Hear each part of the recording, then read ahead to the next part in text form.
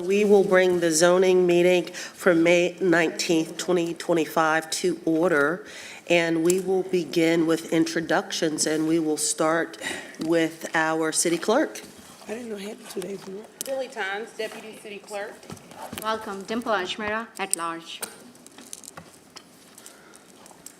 Tia. Tia what? Your name. Introduce yourself.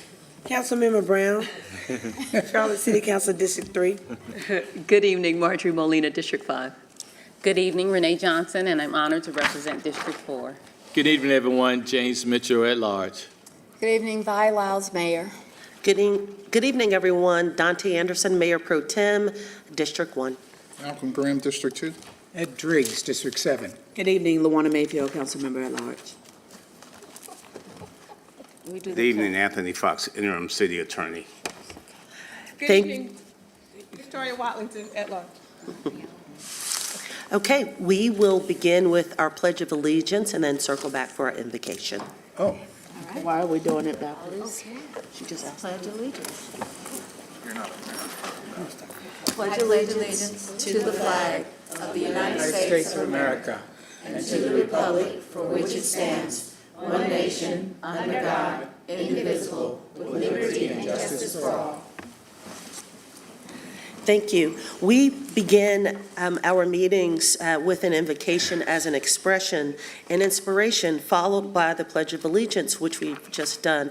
The invocation by the council member is intended to underscore our proceedings, and we celebrate the religious diversity of the community, including those without a religious faith. This evening, we have Council Member Driggs, who will provide our invocation. Reverend Driggs. thank you, Mayor Pro Tem. For the invocation tonight, I have slightly adapted a blessing by Archbishop Charles Chaplet from October 2011. Please join me if you wish. Heavenly Father, thank you for the gift of life and the opportunity to serve the people of our city. Help us to act with character and conviction. Help us to listen with understanding and goodwill. Help us to speak with charity and restraint. Guide us to be the leaders your people need. Help us see the humanity and dignity of those who disagree with us and to treat all persons with the reverence your creation deserves. And finally, help us to build a community where all our citizens can live together in peace. A community is worthy of all those who choose to live here. We ask this as your sons and daughters. Amen. Amen. Thank you. Thank you very much. Amazing. We did it already. Reverend Driggs. We did it. Confused. That's rote memory, Mr. Driggs. That's a testament of your service to council. With that, I'm going to pass it over to the mayor for some proceedings before we jump into the zoning meeting. Before we have the city council's zoning meeting, I'm going to ask the city attorney to address the next steps that we're taking in this meeting. All right. Thank you, Mayor and members of council. Mayor and members of council, you sent out a special meeting notice last week, well in advance of the statutorily required period.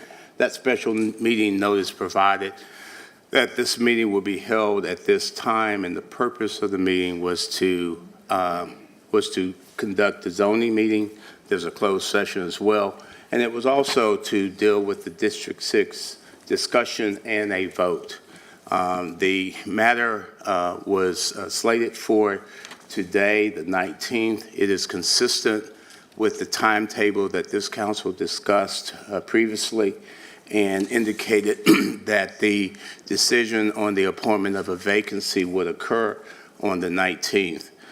The agenda for tonight's meeting, however, did not include the discussion on the District 6 vacancy, and therefore, under your rules, in order to add an item to the agenda, there needs to be a motion and second and a unanimous vote to add that item for discussion tonight as on your agenda.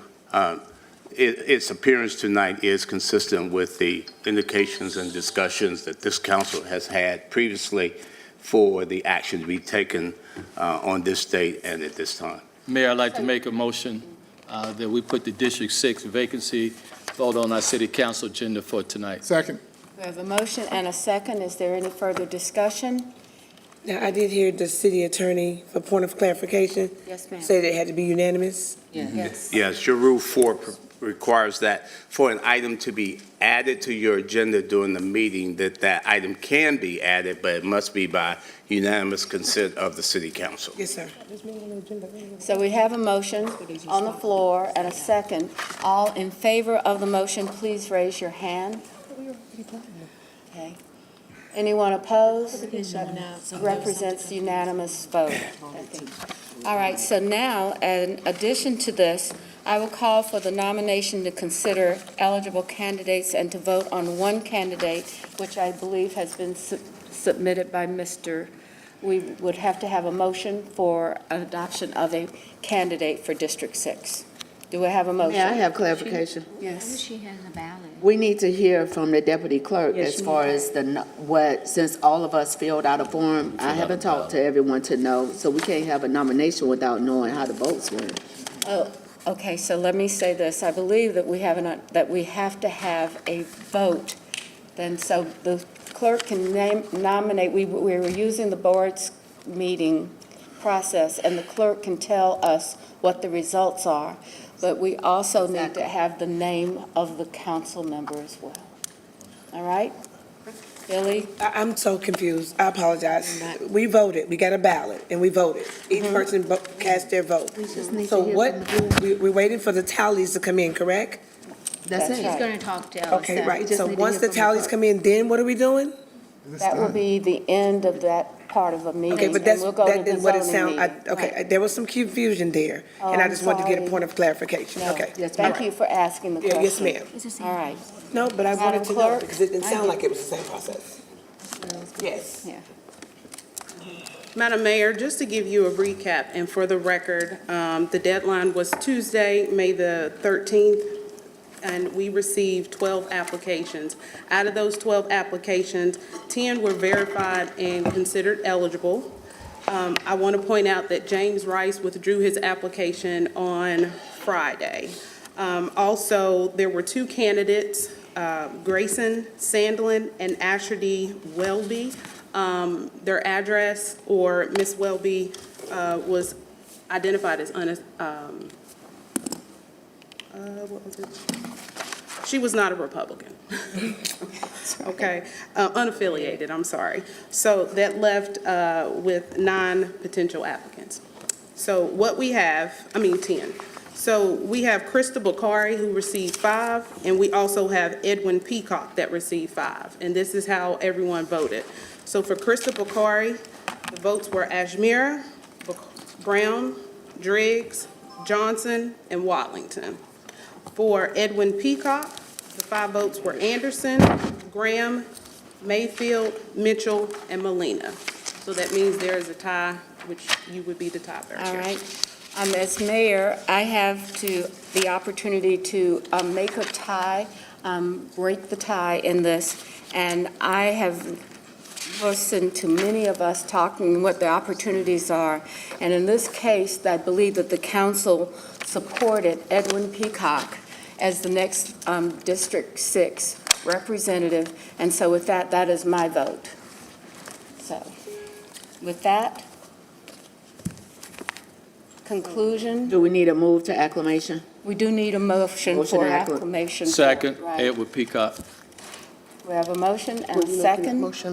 Yes, my motion So the was motion for was us made to by- accept the nomination of Edwin Peacock based on the final vote. Right, on the final vote. So that has, Ms. Mayfield has made that clear. All in favor of the vote, please raise your hand. And I guess I could raise my hand. I'm Yeah. not sure about that, okay? Any opposed? Anyone It's opposed? not unanimously. I'm not supporting that. No, It doesn't no, have to be. it doesn't have to be unanimous. Oh, okay. So, yes, but your vote will be recorded just as you said. Correct. Yes, ma'am, but you were voting again, so I just wanted to make sure that it was recorded that I didn't. As well as Mr. Driggs. And You Mr. have Driggs Mr. as Driggs well. and Ms. Madam- Brown. Madam Mayor, can on. you just call the vote again, Excuse please? me. Point of clarification. Can we call the vote again? Ms. Mayfield, I was still trying to get clarification of the process. This is what happens. We move so swiftly, and then things get twisted up. I don't want to be twisted up. I want to be clear about what's going on this dais. We had 5 and 5, it was a tie. Yes. You voted, you broke the tie. Yes. Then we're moving forward with the nomination of the, I made the motion, She yes, made the ma'am. okay, motion. you made the motion, who seconded? For Edwin Peacock. Correct, Seconded. Edwin Peacock, Mr. Peacock, okay, and so then everybody is voting, correct? Correct. All right, so can we So see we're that going to vote? do a redo of our vote, and again, please raise your hand if you are in support of Mr. Peacock for already got it, it's just the acclamation. the affirmation of it, but I think Ms. Mayfield has said that she would like to see her vote done again. So let's just go ahead. We're all in favor of Mr. Edwin Peacock for District 6 to complete the time that we would have with him with Mr. Bakari's absence. All right, so we have We just did. 1, No, 2, we're not. 3, 4, Not this 5, complicated. It is not this one. okay, And Mayor, 6. right. And I vote yes. And Okay. now who are against, for the record? And now And that is opposed. for the record. And now we need Who to are vote the for the opposed for the opposition. record? Who is opposed? It's for The acclamation. initial vote again. Just for confirmation, Brown opposes. Mr. Driggs opposed. And he is opposed, okay. So with that, this item on the agenda has been completed, and Congratulations to Mr. Peacock. Congratulations. to I know we should congratulate Mr. Peacock. I will give him a call. I will give him a call to let him know that he has been selected by the council He members. is Thank coming you for the tonight. He was work. planning to be here at 5, thinking that this would not I happen. know, just early. that's okay. We'll get him through this. Okay, thank you, everyone.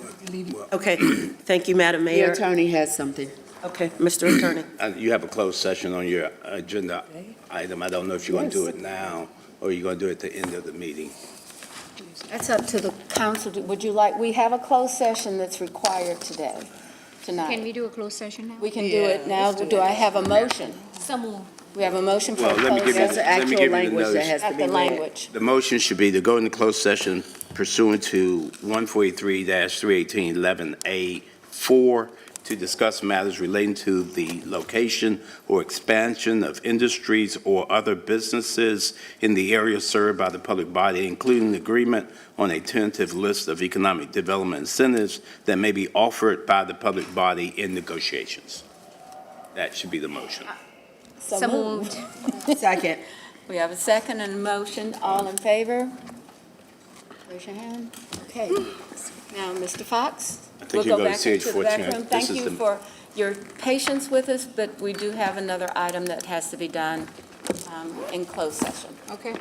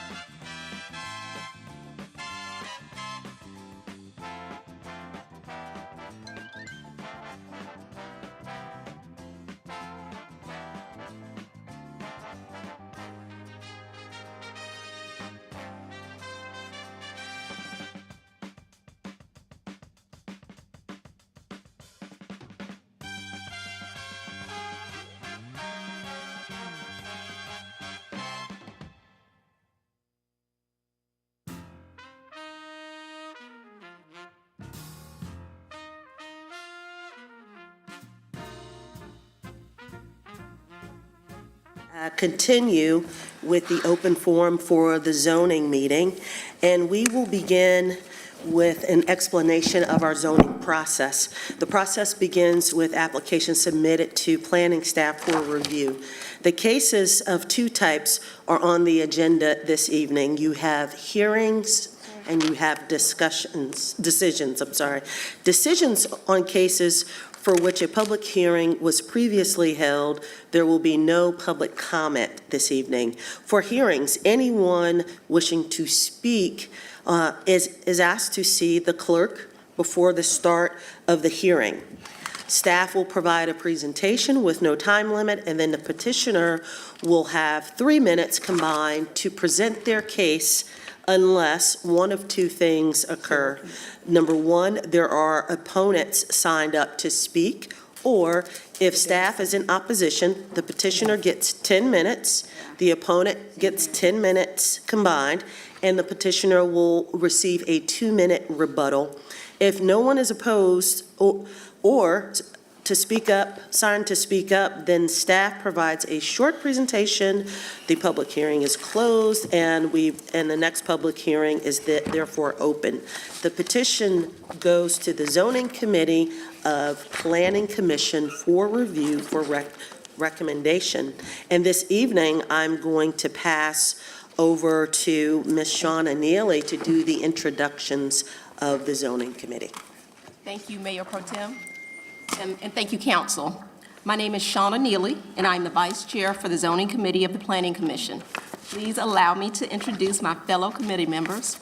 We have Rick Winokur, Aaron Shaw, Teresa McDonald, Robin Stewart, and in their absences, Clayton Sealy, and our Chair, Andrew Blumenthal.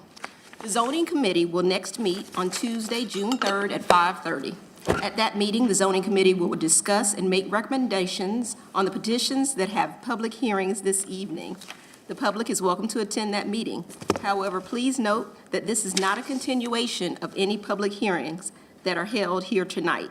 Prior to that meeting, you are welcome to contact us to provide input. You can find contact information and information on each petition on the city's website at charlotteplanning.org. Thank you, Mayor Pro Tem. Thank you, Ms. Neely. Okay, so we will proceed with our consent agenda items for this evening. The rezoning petition items 4 through 7 may be considered in one motion except for those items that are pulled by a council member. Please note that these petitions have met the following criteria. They have had no public opposition for the petition at the hearing. Staff recommends approval, Zoning Committee represents approval, and there are no changes after the Zoning Committee's recommendations. Are there any consent agenda items council would like to pull for question or comment or separate vote? We'll start with Ms. Mayfield. Number 5 for separate vote. Thank you. Number 5. I saw Ms. Johnson. It's the same for you? That was the same one, yeah. Okay. So is there, and we will do that. Thank you both for that. Is there a motion to approve the following petitions and adopt the Zoning Committee statement of consistency for each of these petitions as they appear in our agenda as council's own? And I will go through and read the numbers. Item number 4, petition number 2024-064 by J.F. Lawrence Properties. Item number 6, petition number 2025-002 by Kelsey Miles. Item number 7, petition number 2025-006 by Beacon RCP LLC. Is there a motion to adopt and approve? So move. Second. Okay, I have a motion by Mr. Graham and a second by Mr. Driggs. Any discussion? Hearing none, all in favor, raise hands. Any opposed? That is unanimous. Okay, is there a motion to approve petition item 2024-145 by David Land LLC and adopt the Zoning Committee Statement of Consistency as it appears in our agenda? So moved. Second. All right, there is a motion and a second. Any conversation? Any comment? Yes, Ms. Johnson. Thank you. I just wanted to lift this one up. This was pretty much a technicality. According to my understanding, it's to change the neighborhood place type to the manufacturing and logistics place type for this site. So I will be supporting it. Okay, thank you. Any additional comment? Hearing none, all in favor, raise hands. Any opposed? That is unanimous. Thank you. It's not. Oh, I'm sorry. I didn't see your hand raised, Ms. It's Mayfield. in the way. Yes, Mr. Driggs' head was in the way. My apologies. We have Ms. Mayfield. Madam Mayor, just for clarification, did Ms. Watlington vote against? No, You okay, against? thank you. I believe it was only Ms. Ms. Mayfield who was against this petition. Okay, then we will move on to non-consent decision items.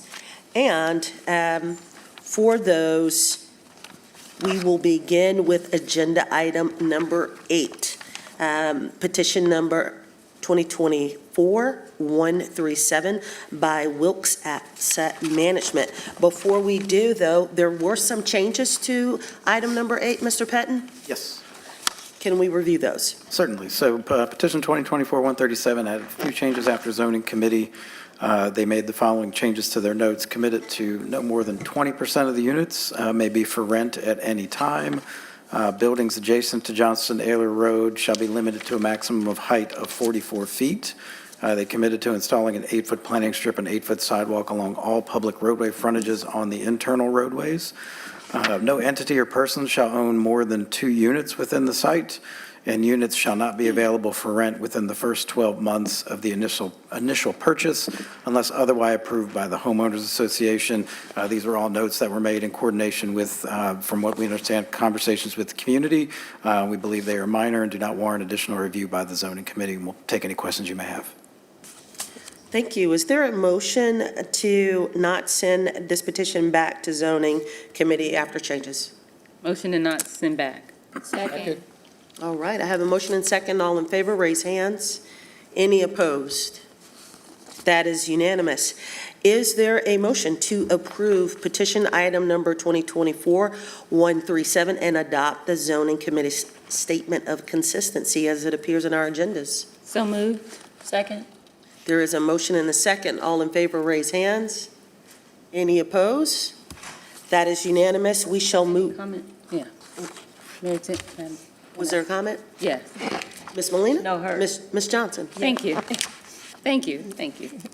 So I just really want to lift up this petition. It's said that what's good for the district is good for the city.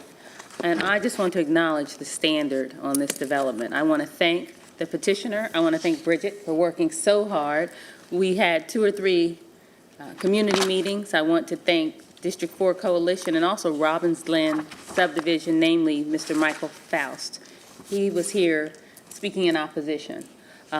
So they worked really hard working with the developer, and you all 145 dwelling units. They're for sale, commits no more than 20% of the units to be for rent at any time. And we talk about advocating for home ownership. This is one of these complexes. The 8-foot planting strip.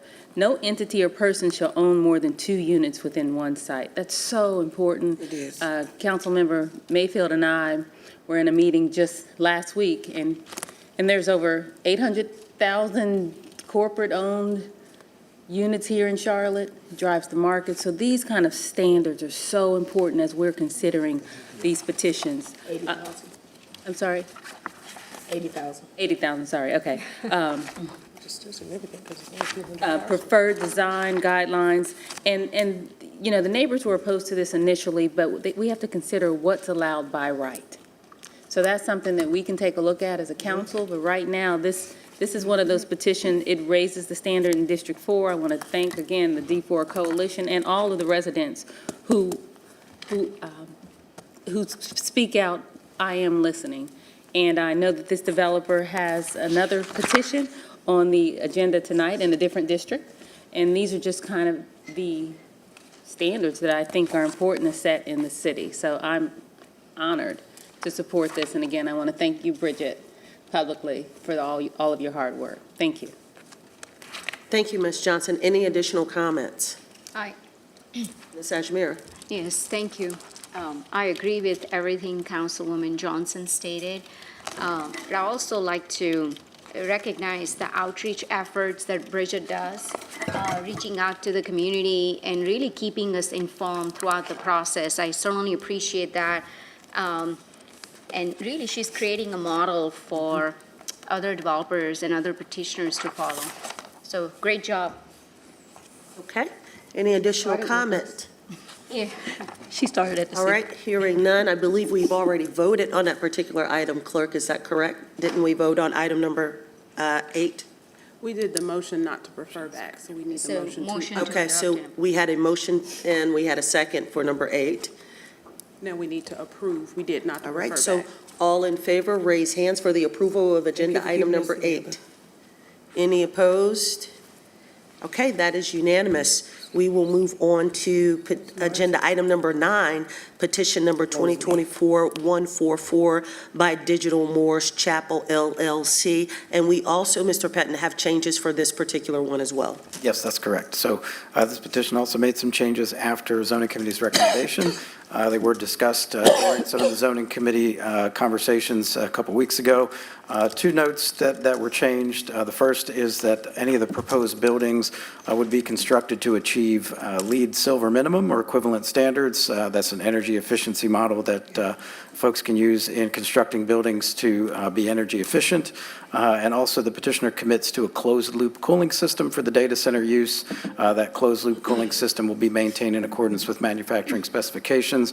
That closed-loop system is important and preferred.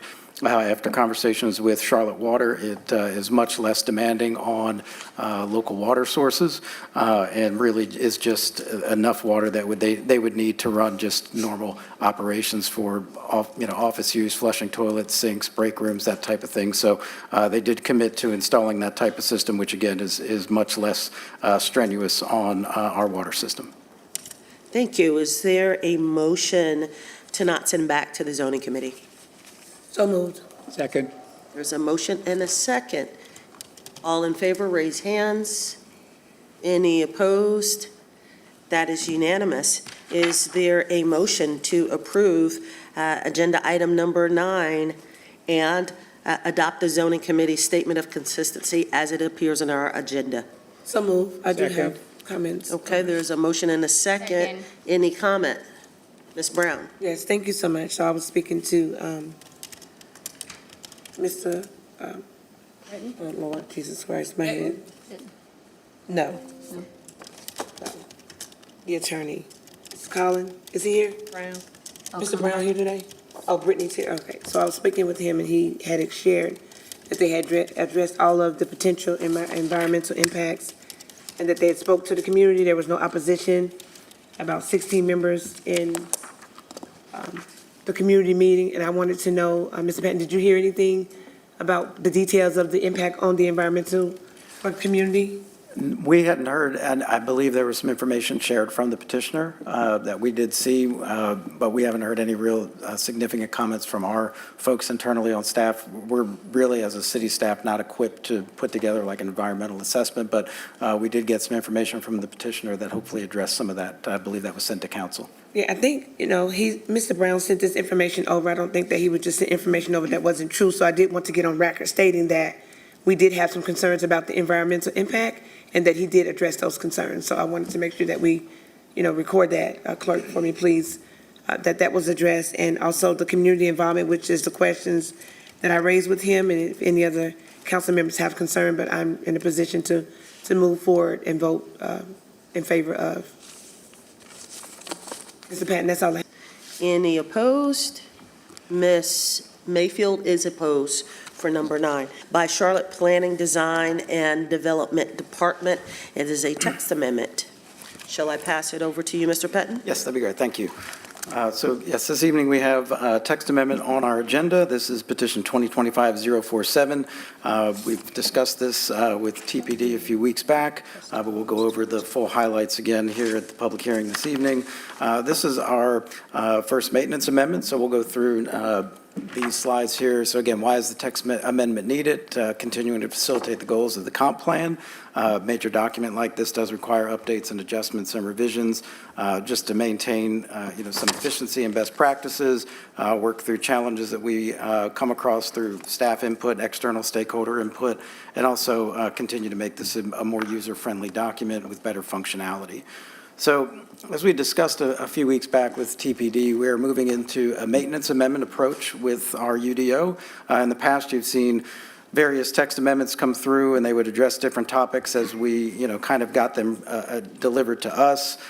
We are moving into a maintenance process, which would maintain two biannual text amendments that we will do. We will refer to those again as maintenance amendments. They will combine both technical things and policy-based amendments. So we used to do cleanup amendments. This will involve some of those cleanup items, and we would do larger policy-based amendments like conservation subdivisions and compact subdivisions. They will also be a part of this overall process. So really, this is combining both of those efforts into one. Engagement for these amendments will also combine those approaches. So we'll continue to use virtual information sessions, post things on our website, deal with mailing lists, have collaboration with our stakeholders, both internal and external, work with our UDO advisory committee, and also any other things we may need, like in-person workshops or neighborhood meetings. So all of that, again, will be boiled down into one singular process that we will do twice a year. Of course, if there's, emergency things to pop up or things we need to address from legislative changes at the state level, we can certainly put those in process outside of that, biannual approach. But just wanted to cover that with y'all so we can understand how we're going to go through these moving forward over the next few months of this year and then moving into next year as well. So what's in this amendment this evening is just want to highlight a few items, some of the bigger policy items, sites with multiple frontages and research campus options. We've included some changes to that. One, we had some challenges with sites that had multiple frontages that would have, a front on 3 or 4 different streets, really understanding where those uses can put their back of house operations, parking, those types of things, how they need to treat the different sides of the buildings. Those were really a challenge when you had a site that had 3 and 4 streets around it or comprised a large block. So we made that a little bit more flexible to understand, how folks can program those sites a little bit more efficiently. We also put together a research campus with light industrial. That's a new use that we've introduced into the UDO. We talked about with TPD, we've been a little bit short on our tools to, better attract and accommodate life science campuses. So that's something we feel that with this new use and a couple of other tweaks we've made in this text amendment that we'd be better positioned now as a city to, again, attract and facilitate some of those life science uses that are certainly of interest within this city and within the region. So when we go into the next topic that we've got, office conversions.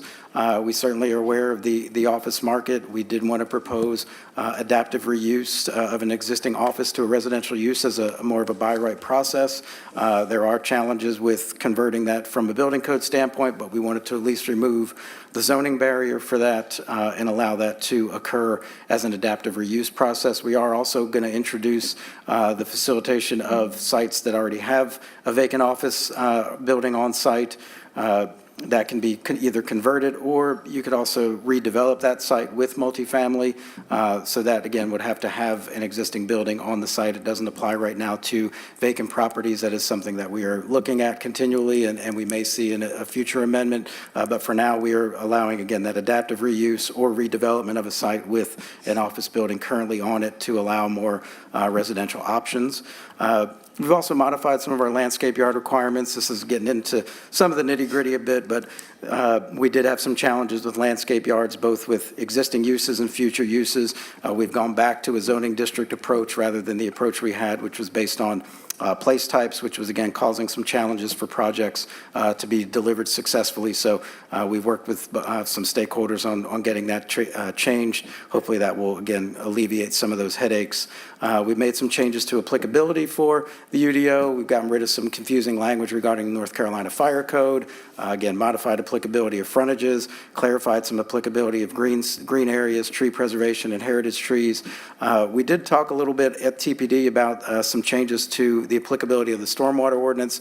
We are going to put that on hold until, some legislative language potentially gets shaken out at the state level, but we may see some, continuing items on that in future amendments, but that was removed, or will be removed after the public hearing from this text amendment.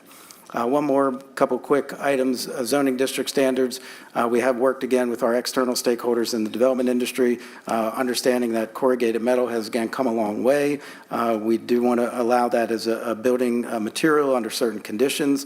So we did allow that as something, again, that is a change that we think will facilitate some additional projects that want to use that material.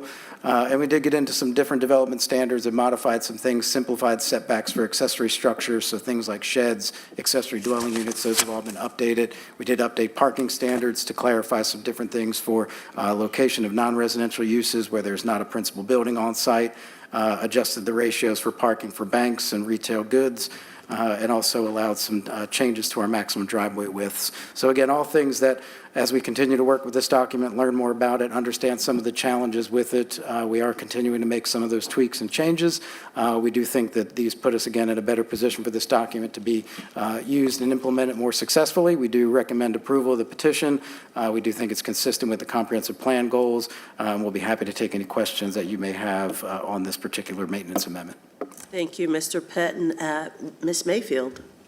Thank you. Mr. Patton, under parking, you have in here clarifies horseshoe driveways may serve individual or multiple buildings.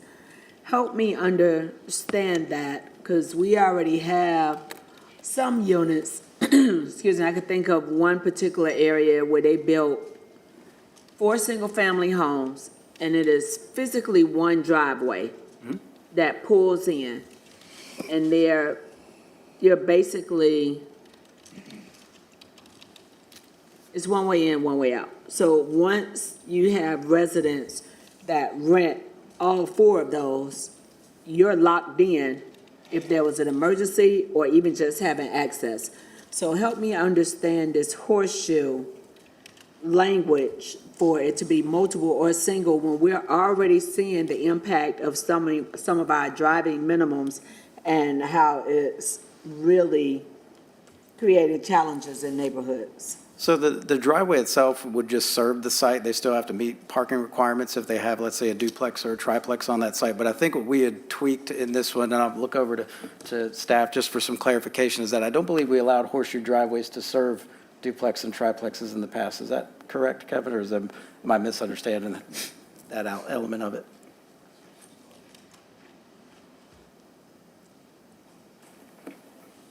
Thanks. Good evening, Council. Kevin May, planning staff. What Dave said is correct. We were finding some challenges as projects were submitted to the city where it was unclear, I think, for external users and for our staff, whether horseshoe driveways could be utilized in certain instances, especially with regard to developments of duplex, triplex, and quad. And the language here is trying to facilitate and make it more clear as those projects come in that that is a form of drive that they can use, separate from needing to meet the parking requirements, but to ensure safety of the motoring traffic, especially along arterials. So the challenge that I have is the fact that we did add the clarifying language of may serve individual or multiple versus clarifying either or, because we already see the challenges. Now, we have in the next bullet provides guidance for maximum driveway width between curb and sidewalk if no sidewalk is present, but you can, just based off of what we have approved and challenges that we're having, I have concern that having language that clarifies a horseshoe driveway may serve individual or multiple buildings versus identifying individual only or multiple only. That flexibility in that interpretation or translation using the word may, I have concerns. Okay. We'll see if we can clean it up and make it a little bit more clear and get out of some of that, differentiate a little bit better. Thank you. Thank you. Any additional comment? Hearing none, is there a motion to close public hearing? So move. Second. Okay, all in favor, raise hands. Any opposed? That is unanimous. We will move on to agenda item number 12, petition number 2025-015 by Wilkes Asset Management. The location is approximately 8.74 acres located on the south end of Mount Holly Road, west of Rhine Road and east of Creston Circle in District 2, Mr. Graham's district. The current zoning is N1A and ML1. Proposed zoning is N2ACD. Staff recommends the approval of this petition upon resolution of outstanding issues related to site and building design. Before I pass it on to staff, I want to make sure, is Ms. Merritt, Mr. Price, or Ms. Oliverino present? All three of you are present, okay. After staff's presentation, then Ms. Grant will have 10 minutes. You three will have 10 minutes in aggregate, and there will be a 2-minute rebuttal. Thank you. Thank you. Thank you. The site is a little under 9 acres located along the west side of Mount Holly Road in an area where we have a diverse range of residential product types, single family as well as multifamily residential, and entitlements to the south and west that include some multifamily and commercial and single family uses. The site is currently zoned neighborhood 1A with a small portion of it along the northern edge zoned manufacturing logistics 1. They are proposing to go to neighborhood 2A conditional, and that proposed zoning is inconsistent with the policy map's recommendation for the neighborhood 1 place type at this site. The proposal itself is for up to 100 multifamily attached, so townhome style dwelling units. It would have a 12-foot multi-use path and 8-foot planting strip along Mount Holly Road with 8-foot planting strips and 8-foot sidewalks located internal to the site. They would commit to construct an ADA compliant bus waiting area along the frontage. They would also be building a northbound left turn lane along Mount Holly Road. There would be a 10-foot landscape yard planted to Class B standards, so going above and beyond what is typically required, along the southeastern boundary where it abuts a commercial use that is zoned manufacturing logistics 1. Open space would be provided across the site and would be minutized, and there are quantifications for how exactly that open space is being enhanced beyond ordinance standards. Direct pedestrian connections would be provided from residential units to any public network and required public-private streets. And street trees would be provided along the alleys, providing for a bit more canopy throughout the site.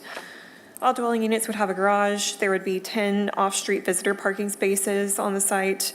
And there are some architectural standards, including a maximum of 6 dwelling units per building, with no more of those 6-unit buildings being limited to 3 of those buildings total across the site. And the buildings along Mount Holly Road themselves would be limited to 4 and 5 units. They also provide some preferred architectural standards related to porches and stoops, as well as some others, and would screen any solid waste facilities, meter banks, HVAC, and mechanical equipment.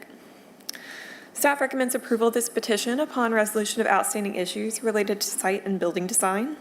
Although inconsistent with the policy map's recommendation, the site does meet criteria that we would look for when considering a change to the neighborhood 2 place type. The site is within 1/3 of a mile of a designated activity center, within 3/4 of a mile of an existing commercial development that contains relevant goods and services that future residents may access. Site is located directly along a bus route and would further improve those transit options with a commitment to upgrade that bus waiting area. And it's adjacent to MX zoning that allows for similar uses as well as some existing multifamily uses along Mount Holly Road that are similar in product type. This proposal is in an area that has been identified as lacking access to housing opportunity in our comprehensive plan. And I'll take questions following comments. Okay. Hello, Ms. Grant. Good evening, Mayor Pro Tem, members of council, members of the Zoning Committee. Bridget Grant, Land Use Consultant with Moore & Van Allen. I'm pleased to be here this evening representing Josh Wilkes and Wilkes Asset Management. This is the same development company you spoke so highly of earlier this evening, and we appreciate your kind words. I'm going to do my best to not duplicate any of what Holly had to say, but we'll try to elevate some of this. As she mentioned, the site is 8.74 acres located on Mount Holly Road. You can see that we're adjacent to a public storage facility and an undeveloped site to the west that's zoned for a mix of uses, including multifamily and office. The current combination of zoning in the area is a mix of N1, ML, N1A, And as I mentioned, that MX3, that is part of the Whitewater Center site, but is, as I mentioned, zoned for a much more intense use. This is the 2040 place type map, and I think it's a little deceiving by showing the entire area as N1, given it does have zoning and entitlements for much higher uses. It's adjacent to manufacturing and logistics in Neighborhood 1, and as Holly mentioned, it isn't within close proximity to an activity center, but also other commercial uses on the Mount Holly-Huntersville Road corridor. When staff is making decisions about how to change the zoning on a site, we often take a look at our access to greenways and parks in the area, as well as transit. This is just a list that gives you a high level of being located next to an activity center, proximity to schools, parks, our road frontage, bike lanes, proximity to similar place types, providing transition between place types to the next tier, and providing housing opportunities. So I'm pleased to say that we have staff support, probably largely in part to our ability to check a lot of these boxes. This is a site plan that gives you a little easier read on how the site's going to be laid out, other than what's already in the packet that you received. You can see we've got a mix of building types. It's primarily a townhome use. We've got a 12-foot multi-use path along our frontage. Our access is limited to coming off of Mount Holly Road. We are proposing a stub street to the rear of the site. Before closing, I want to confirm that we did receive some correspondence from the neighborhood stakeholder group, and we've worked diligently over the past couple of days and over the weekend to try to do our best to get our answers from NCDOT and CDOT and even planning staff on how best to address those concerns. The first one was the addition of a deceleration lane, which is a right-hand turn lane into the development. That lets cars pull out of the way and turn into the community without slowing down traffic on Mount Holly Road. And NCDOT has given us preliminary assurance that that's something that they would support. The second thing that was requested is an RCI, which basically eliminates your ability to make a left-hand turn out of the community. And in times, it's to reduce conflict. Upon preliminary review, NCDOT did not think that was the right thing to do in this location. It doesn't meet all of their criteria in terms of the medians available for U-turn movement and not utilizing neighborhood streets to make that U-turn. That said, this is our preliminary conversation, and we're happy to explore that further. The last request was to convert the public alleys in the community all to public streets. And this one is a little unique because the new ordinance has some underpinnings that has to do with your primary entrance and orientation. And it's to orient the units to the existing public streets. So we're required to orient our units to Mount Holly Road, and we're required to orient our new units to the internal new public street, which in some ways necessitates having alleys to access them so that we can keep really strong pedestrian corridors on the public streets. And we've also confirmed that fire does review all of the alleys and site plans that go through. We meet all of the required turning radiuses. Fire would have the opportunity to provide any feedback on any adjustments needed. And the private alleys are designed to the same pavement standards as public streets. So HOA management, HOAs are responsible for the long-term management, but they are built to city street standards. And with that, I'm happy to answer any questions.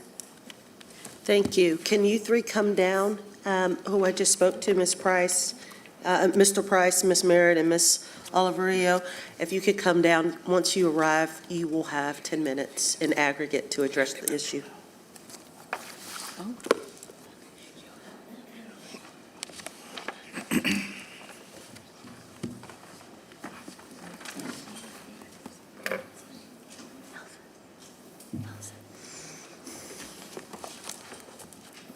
Whenever you're ready. Okay, all right.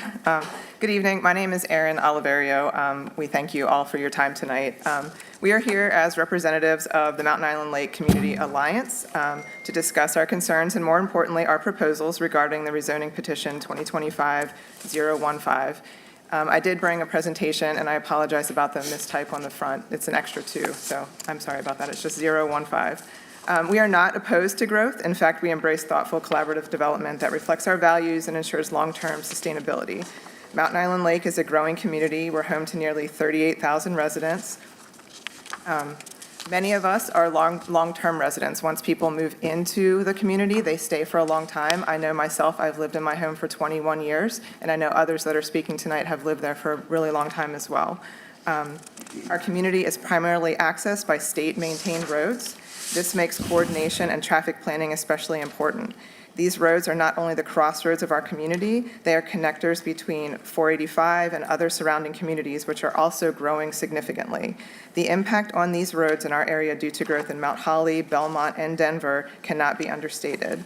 As development continues, we believe it's critical to work together with the state, city staff, developers, and decision makers like yourselves to ensure we grow responsibly. On the second and third slides that are titled Mount Holly Road and Mount Holly Road Development, you can see numbers from NCDOT. We have over 20,000 trips a day along the section of road from 485 up to Mount Holly Huntersville and then turning left to continue on to Mount Holly Road. The recent rezonings on these pages, it's probably not all of them, it was hard to gather all of them, but that's over 2,000 units, and they're estimating that that's an additional 16,000 trips a day. Many of those have not been built yet, so we're not even at all of that right now. And then we're expecting hundreds more. We have a lot of vacant land in our community, and we know that all of this development is coming. And it's all going through the same strained road system. Each project adds stress to our roads, infrastructure, and natural resources. We are not saying no to growth. We are saying let's make it smarter and safer. Hi, my name is Melba Merritt. I also live in the area. I've been there about 20 years now, so I've definitely seen a lot of the development come in and grow. Now that you've had some background on the area, let's talk about the rezoning petition and some things that are site-specific that deserves your attention. The current site plan does not show the curve in the road immediately adjacent to the development, if you're looking at the exit concerns slide. If you look at the images on either side of the site plan, you'll see what we mean. That curve will directly impact how safely and easily residents can exit and enter the neighborhood. This is a real traffic hazard that hasn't been adequately addressed in the current plans. Ignoring it increases the chances of collisions, particularly as traffic builds up at peak hours. On the slide, reduced conflict intersections, to give you some information about that. Our solution and request are to use reduced conflict intersections, RCIs. These intersections reduce left turns from side streets, improving both traffic flow and safety. NCDOT studies show that RCIs cut total crash rates by 50%. They reduce frontal impact crashes by 80%, these crashes often result in serious injuries or death. It also reduces travel time by 20%. We're not asking for something unusual or costly. We're suggesting a proven state-supported solution that aligns with the infrastructure needs that our area's growing area. Without addressing the traffic that already exists and will be further impacted by the pending development in the area, now, we're setting up our community and your future, without addressing the traffic that already exists in the area and will be further impacted by the pending development, we're hoping to set up our community and your further planning teams for long-term problems. The area has been seeing numerous deadly accidents, including 2 tanker accidents that spilled enough fuel to reach local creeks, as well as hundreds of smaller collisions due to high traffic volume and residents trying to get in and out of their neighborhoods. It's not just about the traffic for us that are here and those that are coming. It's about the livability of the area. It currently takes me about 15 minutes on a normal day during peak hours just to get out of my neighborhood. If congestion and danger continue to increase, the quality of life for the thousands of residents that are there and who are coming will be directly impacted. Thank you. Mr. Price, you have a little under 5 minutes. Good evening, folks. My name's Tony Price. I live exactly 1 mile on Mount Holly Road from the proposed development. I have lived there for 38 years, so I've seen a lot of tremendous growth in the area. Our additional request, we'd like to highlight 2 specific requests that are vital to ensure safety and equitable growth in our area. A deceleration lane. This would allow cars to safely slow down before entering the new neighborhood, reducing rear-end collisions and keeping through traffic moving. Public streets, we're asking that the streets in this development be designated as public, not private. While private streets allow the Unified Development Ordinance, they are increasingly being used as a loophole, allowing developers to fit more units on a site and avoid planting as many trees and footpaths, bike lanes. This may benefit the short-term bottom line of a project, but it comes at the long-term expense of the residents and the community. Safety, guys, safety. Public streets mean the city, not future homeowners, will be responsible for road maintenance, more opportunities to plant trees, provide shade, and improve stormwater management. A better, more walkable and livable neighbourhood over time. These are common sense improvements that will serve both current and future residents and help preserve the character and health of our Mountain Island Lake area. The bigger concern to me and to many in our area is just the lack of infrastructure, period. As I said, I've lived in my home there, my wife, and raised 2 girls there for 38 years. In the last 10 years, I've had multiple vehicles go through the fence on my property. We've had a young lady killed in front of my property. In the last year, I have had 3 separate incidents, vehicles going through my fence on my property, taking out a bus stop in front of my property that had a concrete trash bin that I could not move myself, but it got taken out and replaced multiple times. Fortunately, no one was killed, because if there had been someone standing at that bus stop and it's on an angle, this wheelchair folks try and use that, it's criminal how it is. It's just wrong. The bus stop, got the trash can, the safety signs right in front of my house being taken out.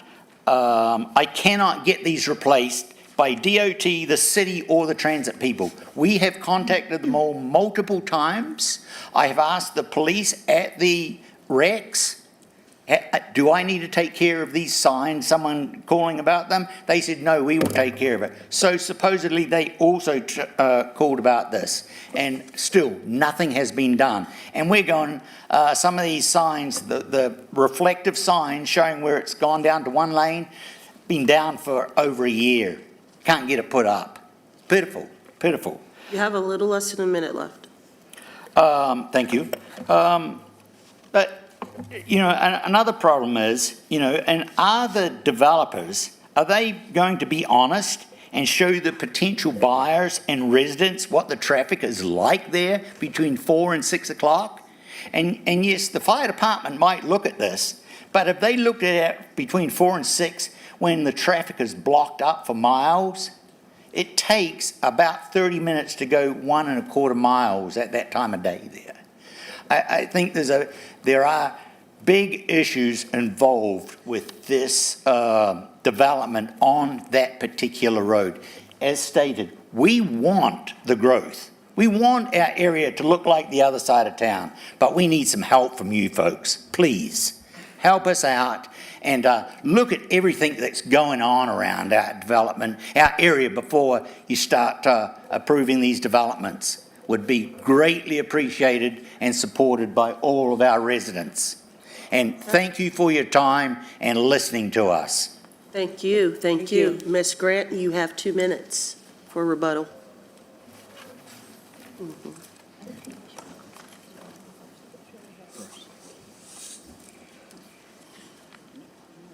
Thank you. I want to say we really appreciate the thoughtful feedback that the community provided. They gave us very specific requests, and that's generally very helpful when we try to work with the community. I think we still have a little bit more work to do. As we mentioned preliminarily, we can already do that deceleration lane. There are always opportunities when working with alley communities to look for other ways to incorporate trees into the overall design. And we know that when we work to address some of staff comments, there's probably going to be a loss of units that also creates additional opportunities for open space. So all of that is to say we know we've got a little more work to do with the community, and we will continue to do that. Happy to answer any questions. Thank you. We have Mr. Graham, followed by Ms. Mayfield. Thank you, Madam Mayor Pro Tem, and let me thank the neighborhood leaders for coming out tonight and providing their feedback. I've been working with them for the last 6 to 8 weeks on a wide variety of issues in the Mountain Island Lake area, specifically to the impact of traffic and congestion in the area. We had a town hall meeting 2 weeks ago, I think, in Mountain Island Lake, that we specifically addressed some of the issues and concerns. And I've seen it for myself in terms of taking tours in the morning as well as in the afternoon. So I get their frustrations and their willingness to cooperate and be advocates for the community. So we can do the deceleration lane. We can. Preliminarily, CDOT or NCDOT, without full review, said they would support it. And you're working on whether or not there can be only a right turn?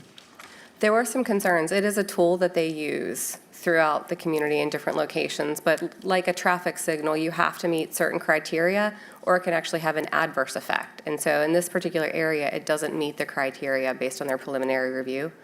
CDOT might be able to speak to that a little more clearly than I can.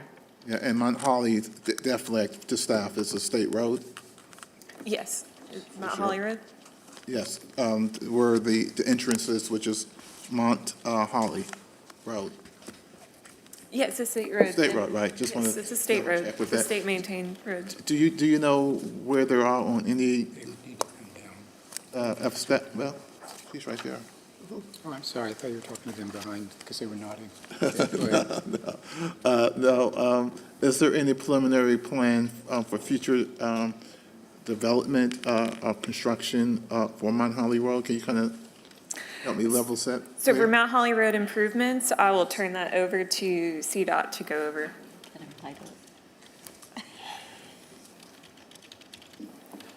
Jay Carpenter with CDOT. Are you asking about development specifically or improvements to? Improvements. So Schedule improvements for Mount Holly Road.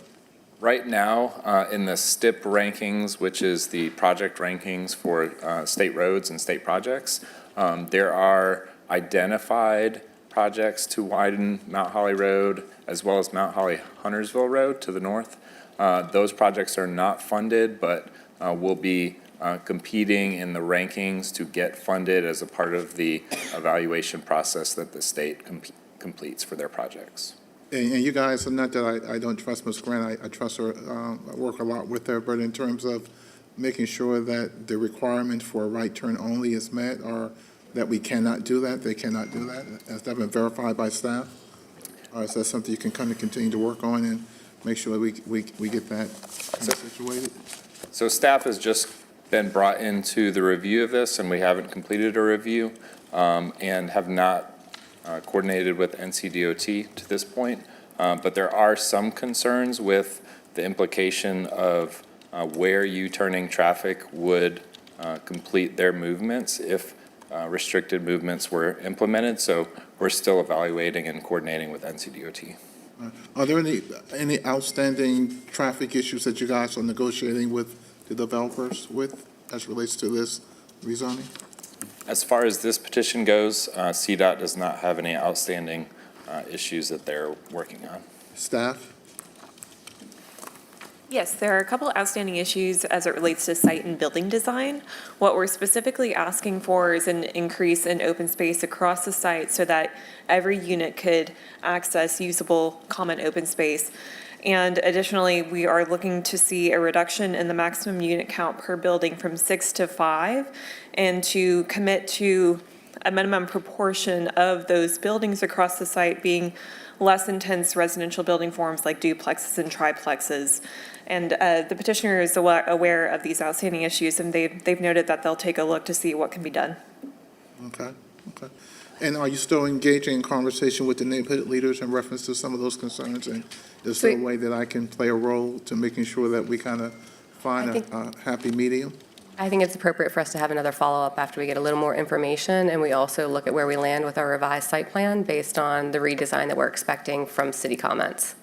And that redesigning won't call for, I know we talked about the private streets, which is, so that, she's saying that that's something that based on the UDO, that the frontage has to be done that way. Could you further explain? So the UDO has certain requirements in terms of where buildings may orient.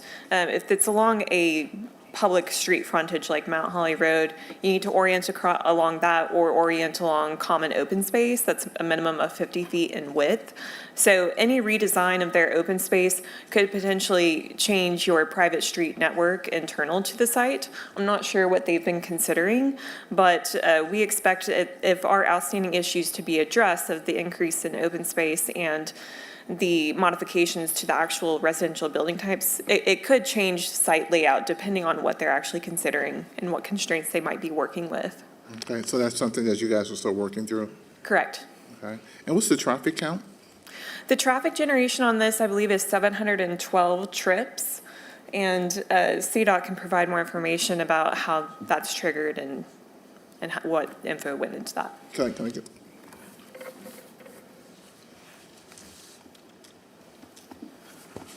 So the estimated traffic generation for the site is around 700 trips.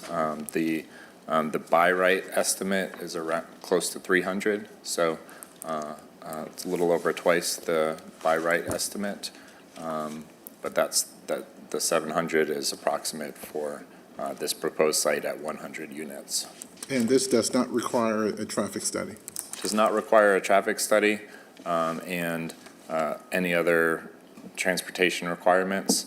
The left turn lane that's proposed and the additional right turn lane, which they are looking at committing to, would be acceptable for CDOT for access and traffic improvements for this level of development.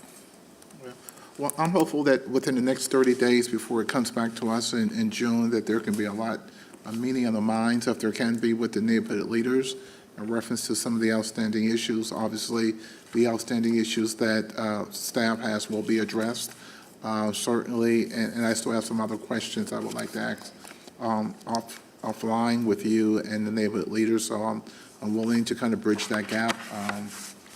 There will be a number of eyeballs, at least from me specifically, on what's happening over there in Mountain Island Lake with this petition as well as others. I had the opportunity this morning, staff, to meet with the Zoning Commission via our weekly briefing and talk specifically about the area in general and then specifically about this particular rezoning request. And so looking forward to doing more work, but certainly want to applaud the residents for coming out today and looking forward in the interim between now and June to have further conversations. Thank you, Madam Mayor Pro Tem. Thank you. Ms. Mayfield. Thank you. Question for staff. Earlier when you were doing your presentation, you made a comment that this area has been identified lacking housing opportunity. I would like to know from what year was that identified? Mainly because, one, full transparency, I live in the area. So if you drive straight up Mount Holly, basically the dead end, crossover Mount Holly, Huntersville, that's a dead end area. That's an area that's technically ETJ and did not need a rezoning, where we have multiple units that have been built, whether they're for rent, townhomes, multiple units. Traffic has seen a major impact. If you were to traverse up Mount Holly Road and make a right onto Mount Holly, Huntersville, there is a development that is multiple units that also did not need to go through a rezoning, that has, I don't even know how many units that one is, that's gonna have a major impact. You drive up less than half a mile, there's multiple projects that we've approved. If you were to make a U-turn, if you can, which is in itself a challenge, because there is no other light. There is no light, there's no traffic calming between Mount Holly, Huntersville Road down to Bellhaven. There is no traffic calming. There is no traffic calming or really additional light if you make a left onto Mount Holly, Huntersville, heading into Gastonia. You're gonna have a long way. If you happen to mess up and be in the wrong lane, that's just gonna be, depending on the time of day, that's gonna be a challenge. So I would like to know when this area was identified for lacking housing opportunity, and at what point do we plan on updating that? Because council has approved multiple projects not including all the permits that have been pulled for projects that are currently in community and those that are being built now. Yeah, I certainly understand where that is coming from. I will say that information's provided by our long-range planning team, and it has to do with the equitable growth framework provided in the comprehensive plan. So I'll have to confer with them and put it in a follow-up report about the exact year as to when that data was collected. So I don't want to misrepresent an answer now by telling you something. So I would appreciate getting that information before this comes back to full council. And also, earlier, and I think Mr. Patton has already left. Nope, David's over there. So we looked at language for update on our policy. What was noted, and we have heard on more than one occasion, that a traffic study is not triggered. Somewhere in the language, and this is something that you might be able to provide later, I'm not expecting you to have the answer now since we're in the hearing, on what is the trigger for council to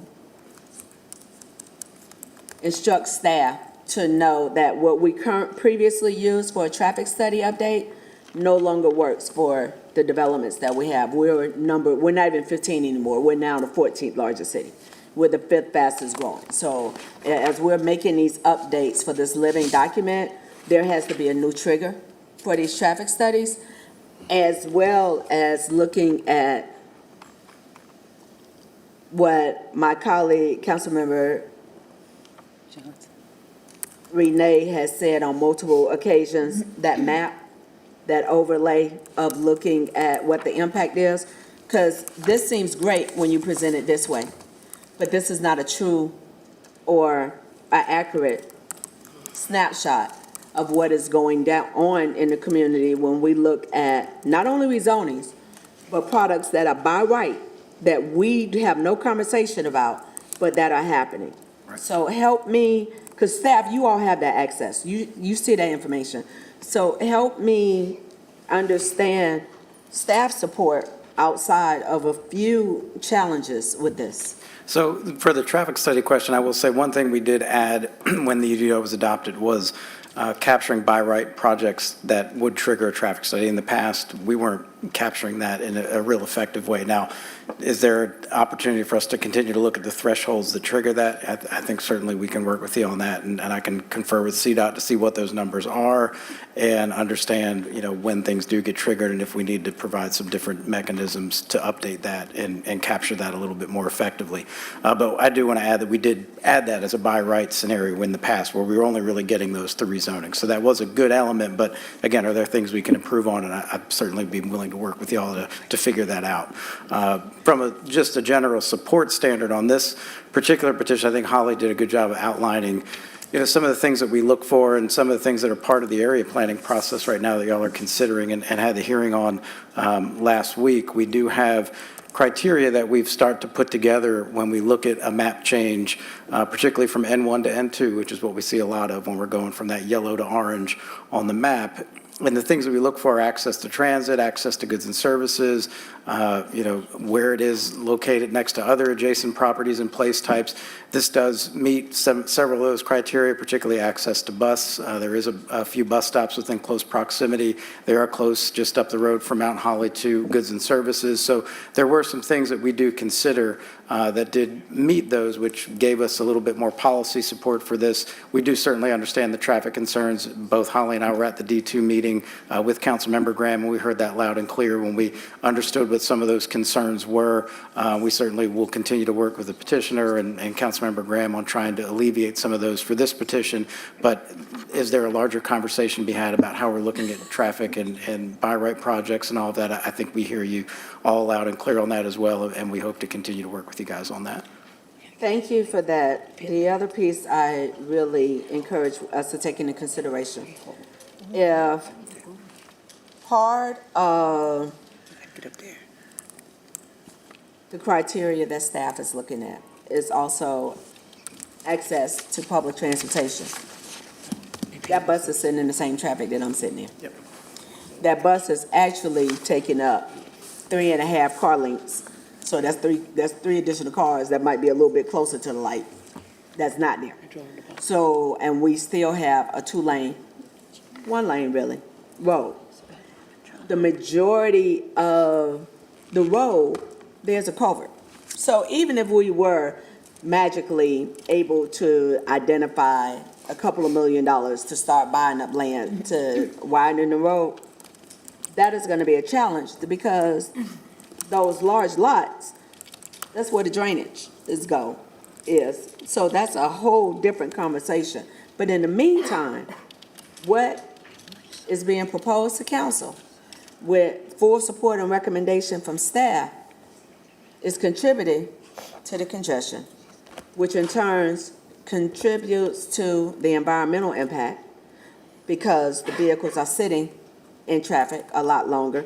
Yes, some people have hybrid vehicles that'll turn off and then whenever you get a chance to move 10 minutes later, it'll come back on, but a lot of vehicles are not. So the gas, the fumes, the impact of all of that, the quality of life. So I think we're missing an opportunity when we say, well, there's access to public transportation, but if that public transportation is taking me 45 minutes to an hour to get from Mount Holly Road into Uptown, or even 30 minutes for what should be, honestly, a 12-minute ride straight up Mount Holly, or even if I was trying to get to McDonald's. Let's say I'm going from Food Lion to McDonald's.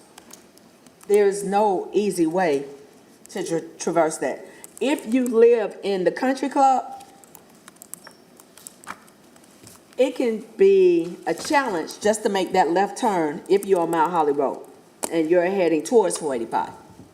If you're coming off of 485, it is a challenge because you have a turn lane that goes into the McDonald's and the gas station. But majority of individuals use that lane to speed up, to jump over because it's one lane that's going straight. So even though you have a turn lane there that's only for the businesses that was built, mind you, we just opened a brand new multifamily apartment complex right there and right across the street, across the tracks. So we've approved several already in this area. Going back to the question, and we have some limitations because the state, our road, state road, different conversation. But what council is approving based on staff's recommendations are multiple multifamily developments that is directly contributing to the congestion. Yes. So it will be helpful for the questions that I asked to bring back that overlay, bring back that map that clearly identifies, again, mind you, I drive this every day, so I already know where all the buildings are. Bring back that information for the ones that were by right, did not come through, as well as the rezoning petitions we have, so that we can have a real conversation, not only for ourselves, but for community, which my colleague loves to say, the accumulative impact of these developments. But ultimately, we are creating the challenges with infrastructure that we do not have the funding nor the capacity within potentially the next decade plus to address. Thank you. Thank you, Ms. Mayfield. We have Ms. Ajamira, and then we have Ms. Johnson. Thank you. Well, some of my questions were already addressed by Mr. Graham, especially around the infrastructure request that was made as part of the PowerPoint deck. I do understand the request, especially for entrance and exit and the safety. That's a valid concern. So I would like to see some resolution on that before the next month's decision. Well, that's all I have, but I appreciate your willingness to continue to work with them on the other items, and I'm sure Councilmember Graham will continue to keep us posted. That's all I have. Thank you. Thank you, Ms. Johnson. Thank you, Mayor Pro Tem. Bridget, this is like deja vu, isn't it? So, thank you, Councilmember Mayfield. We as a council have to do something. This might be one of those petitions, and I'd be interested in seeing one of the maps that I always ask for District 4. I'd like to see one of those maps for this area, because I know Councilmember Mayfield talks about this Mount Holly Road. Thank you, Mount Holly Road all of the time. So I'd like to see a map of all of the approved and the by right development in the last, I don't know, a mile from this petition in the last year or so. When we talk about cumulative impact, this is exactly what happened with the petition that we just approved earlier. The developer, it's a great product, but it's the location, and location still matters. And if we don't have the infrastructure, which is why I champion the infrastructure meeting. So we're asking the questions, but we continue to approve and say, well, it's not this developer's problem, it's a bigger problem. It's the council, and we just have to take responsibility for that at some point. We've talked about changing the policy for traffic studies. Maybe if it was a cumulative count every 2,500, because again, this is maybe 700 or 800, but how many have we approved? We know we're beyond the 2,500 trip tickler.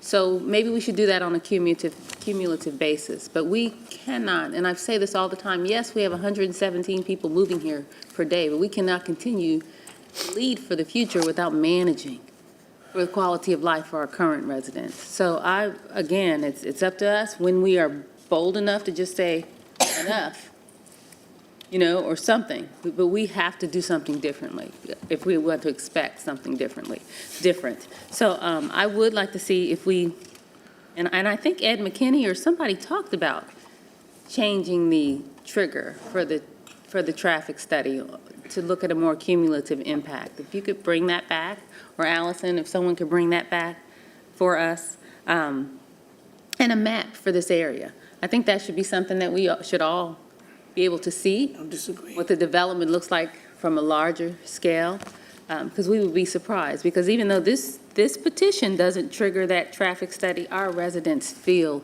the impact. So I really think we should. And you also talked about, Councilmember Mayfield, that was a great idea. What study or what is staff looking at when you talk about there's not a diverse housing type? Because in District 4, so many multifamily that it's not diverse because there's no more single family, right? So I would like to take a look, and this all stems back to the UDO, but if these are some of the things that we could take a look at. But until council says, we want to see, and don't even get me started on the impact on schools, because you all know that we're really not taking a deep dive into that and looking at that from a cumulative impact. So what is the city going to look like in 10 years when those 117 people move here in 10 years? What's it going to look like? So even in District 4, I asked Angela, the water pressure. There's an impact on water pressure. So we really, really have to take a look at these things, and so we stop just talking about it and we actually do something different. Thank you. Certainly. Yep. Thank you. Is there a motion to close public hearing? So moved. Second. All right. All in favor, please raise hands. Any opposed? That is unanimous. I believe we can move on to agenda item number 13, petition number 2025-005 by EB Properties LLC. The location is approximately 1.96 acres located east of Cleve Brown Road, south of Hamilton Russell Lane, and north of Hackberry Creek Trail in District 2, Mr. Graham's district. Current zoning is N1B, proposed zoning N1D CCO. Staff approves recommendation of this approval. After staff's presentation, Mr. Steve Mallory will have 3 minutes. Thank you. Thank you. The site is a little less than 2 acres east of Cleve Brown Road.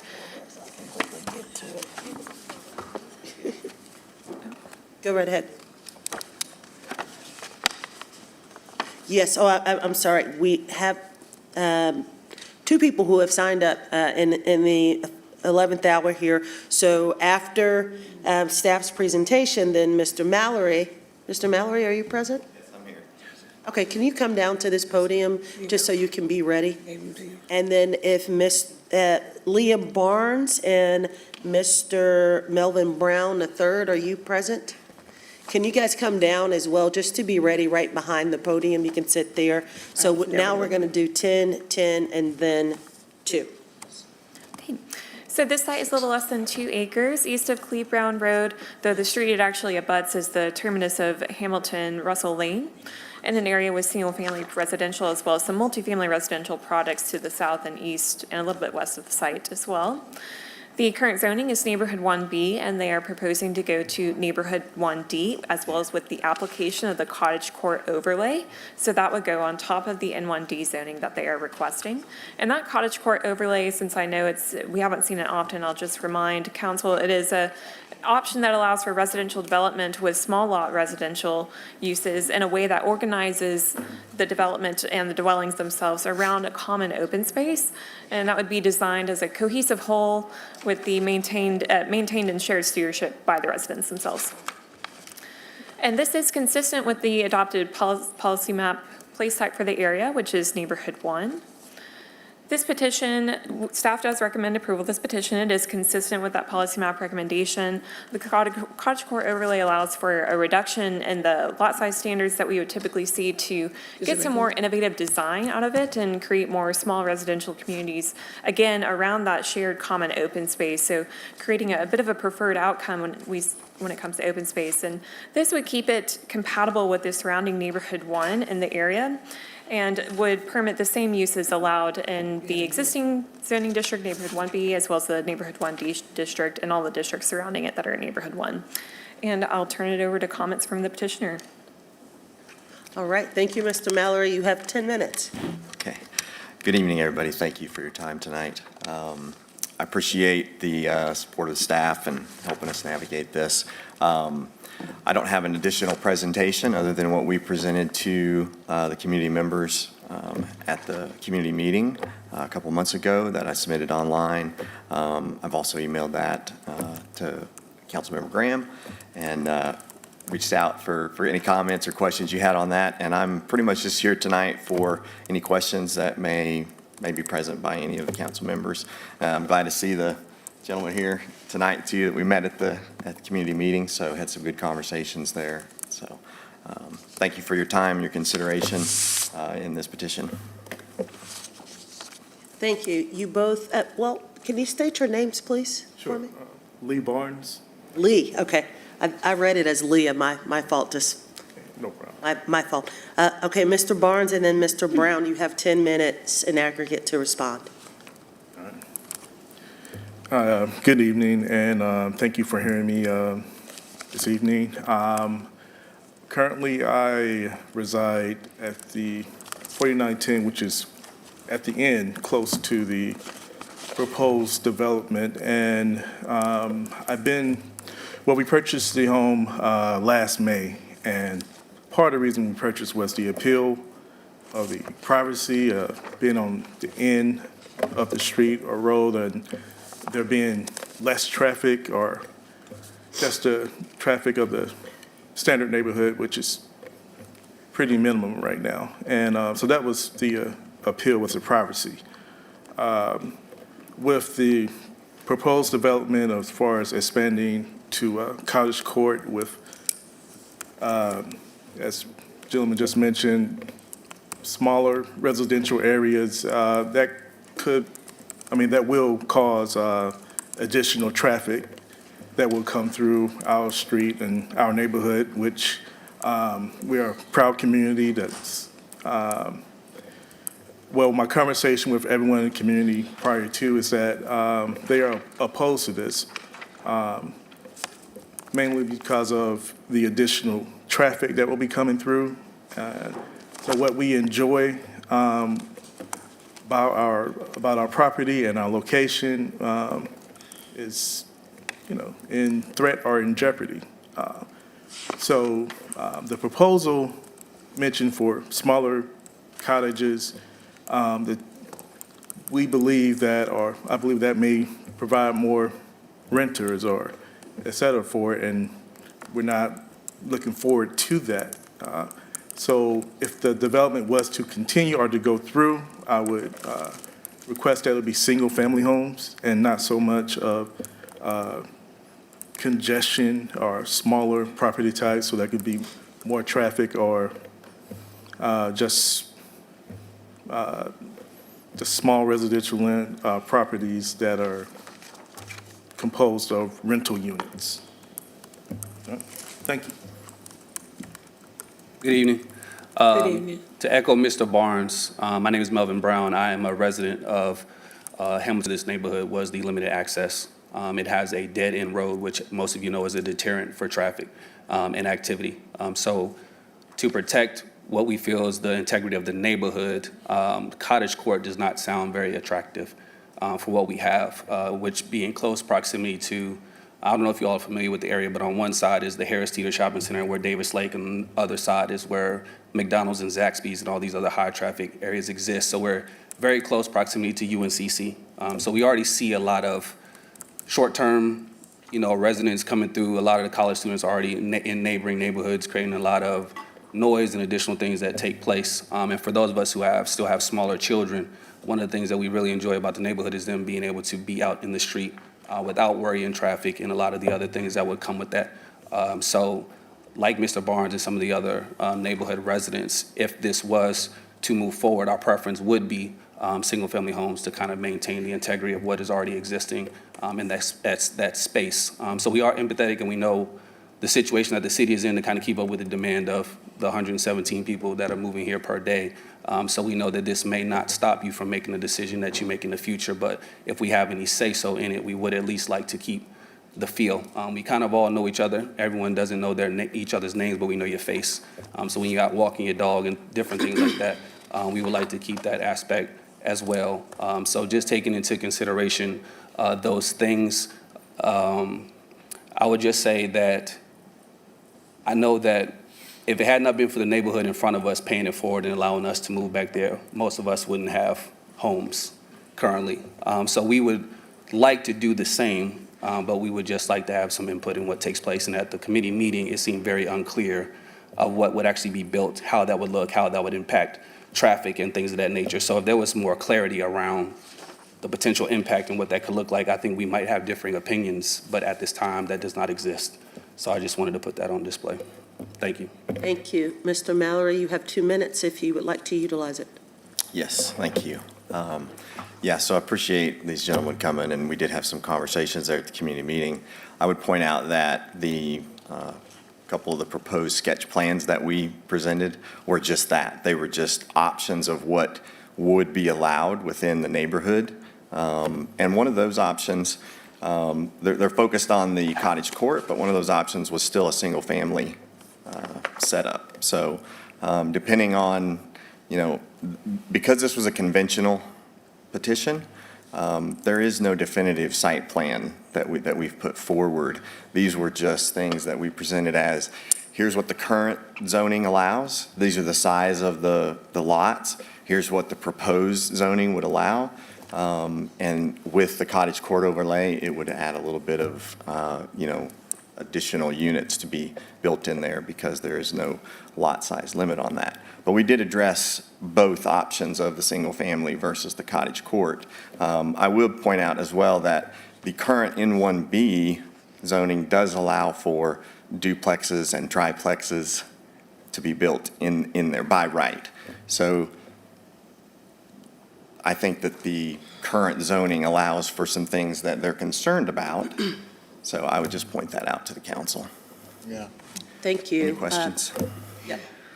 Okay, we have Ms. Ashmere, Ms. Johnson, and then Ms. Mayfield. Thank you. So, a couple of questions. So, Mr. Mallory, I know this is a conventional petition and not conditional. So, gentlemen, I don't know if you know the difference, but when it's conventional, they are not required to submit a site plan. And that's certainly something they have the discretion to submit. Did staff consult with them as they were submitting it, this rezoning petition? Yes, we've talked through conventional versus conditional at this site, and I think even as of last week, we spoke with the petitioner team and let them know it may be advantageous for folks if it were to be conditional so they could see what is occurring on the site itself.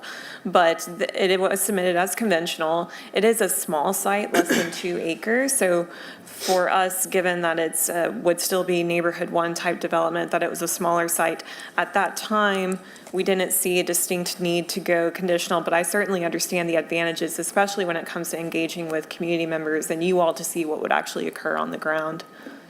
Yes, I think when neighbors like to see the site plan, and I hear that loud and clear, I know it's a small site, but for neighbors, it's a change that's coming in their neighborhood. Absolutely. Which is different than what they are used to. So I understand, I would feel the same way. Ultimately, it's your discretion, but I certainly, I think that is a factor in our decision-making. Second, I know you said you could do some of this by right. Then why did you file a rezoning petition? The site has some challenges with a stream being to the eastern side of it. So really, the whole site is limited. So we were just trying to get a little bit more advantage for the land use of that. Got it. Okay, that's all I have. Thank you. Thank you. Ms. Johnson? Thank you, Mayor Pro Tem. I think that is this the petition we talked about? Yes, it's the one that's just south of your district boundary line. Right, because I meet with staff about upcoming petitions in District 4, and we discussed this, but it's just south of my district. And I also mentioned it being a conditional Yes. rezoning. So I think that that's something that, being this close to an established neighborhood, I think that that's something that we would recommend from the petitioner as well. Certainly, it is your right, but it does impact our decision-making process. And also, sadly, to the residents, if you have, I understand the privacy, I understand what you bought, but that's what the UDO does. Essentially, those areas can change to duplexes and triplexes. So that's just just kind of a lesson or a warning for any resident. If there's a privacy or woods in your backyard or a dead end or what you call it, it's subject to change. So, but we do want to develop responsibly and strategically. And so thank you for coming out and thank you for that input. And hopefully we continue to work with the developer, but I think it's fair that the residents should be able to understand what's the change that's going to impact their neighborhood. Thank you. Thank you. Ms. Mayfield? Thank you. Question for staff.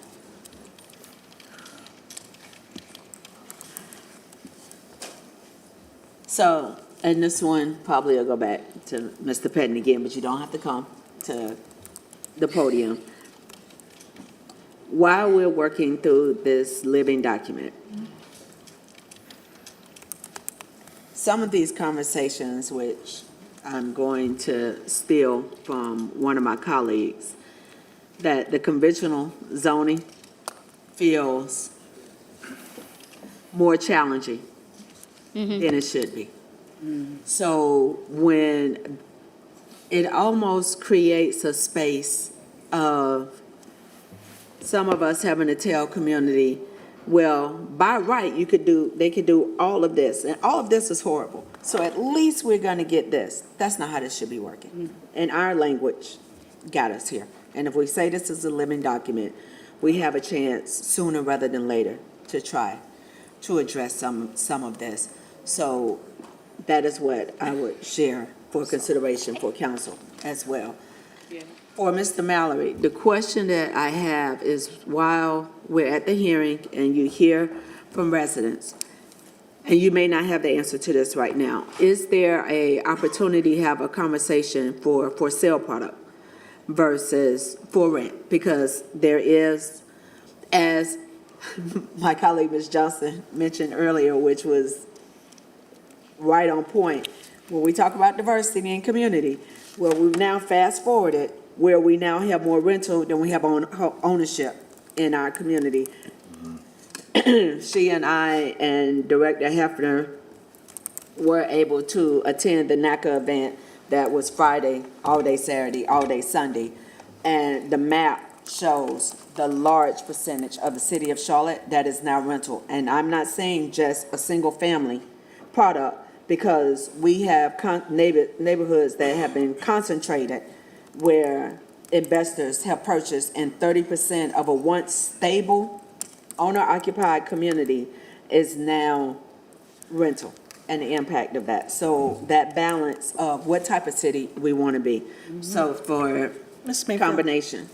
I do want to make sure that we're careful with asking the petitioner Of whether or about not he's going to provide, he would have a conversation about a for sale product? owner versus rental is something that really should not be considered. It can be offered, but we have to be careful with asking the petitioner about it. So just for clarification, for me to ask the petitioner if he would consider conversation with community and whether or not there's an opportunity for sale product versus rental, I am not able to ask, Whether he can have a conversation with the community? which is what I asked. Oh, sure. I thought you were asking for it with respect to council. My apologies.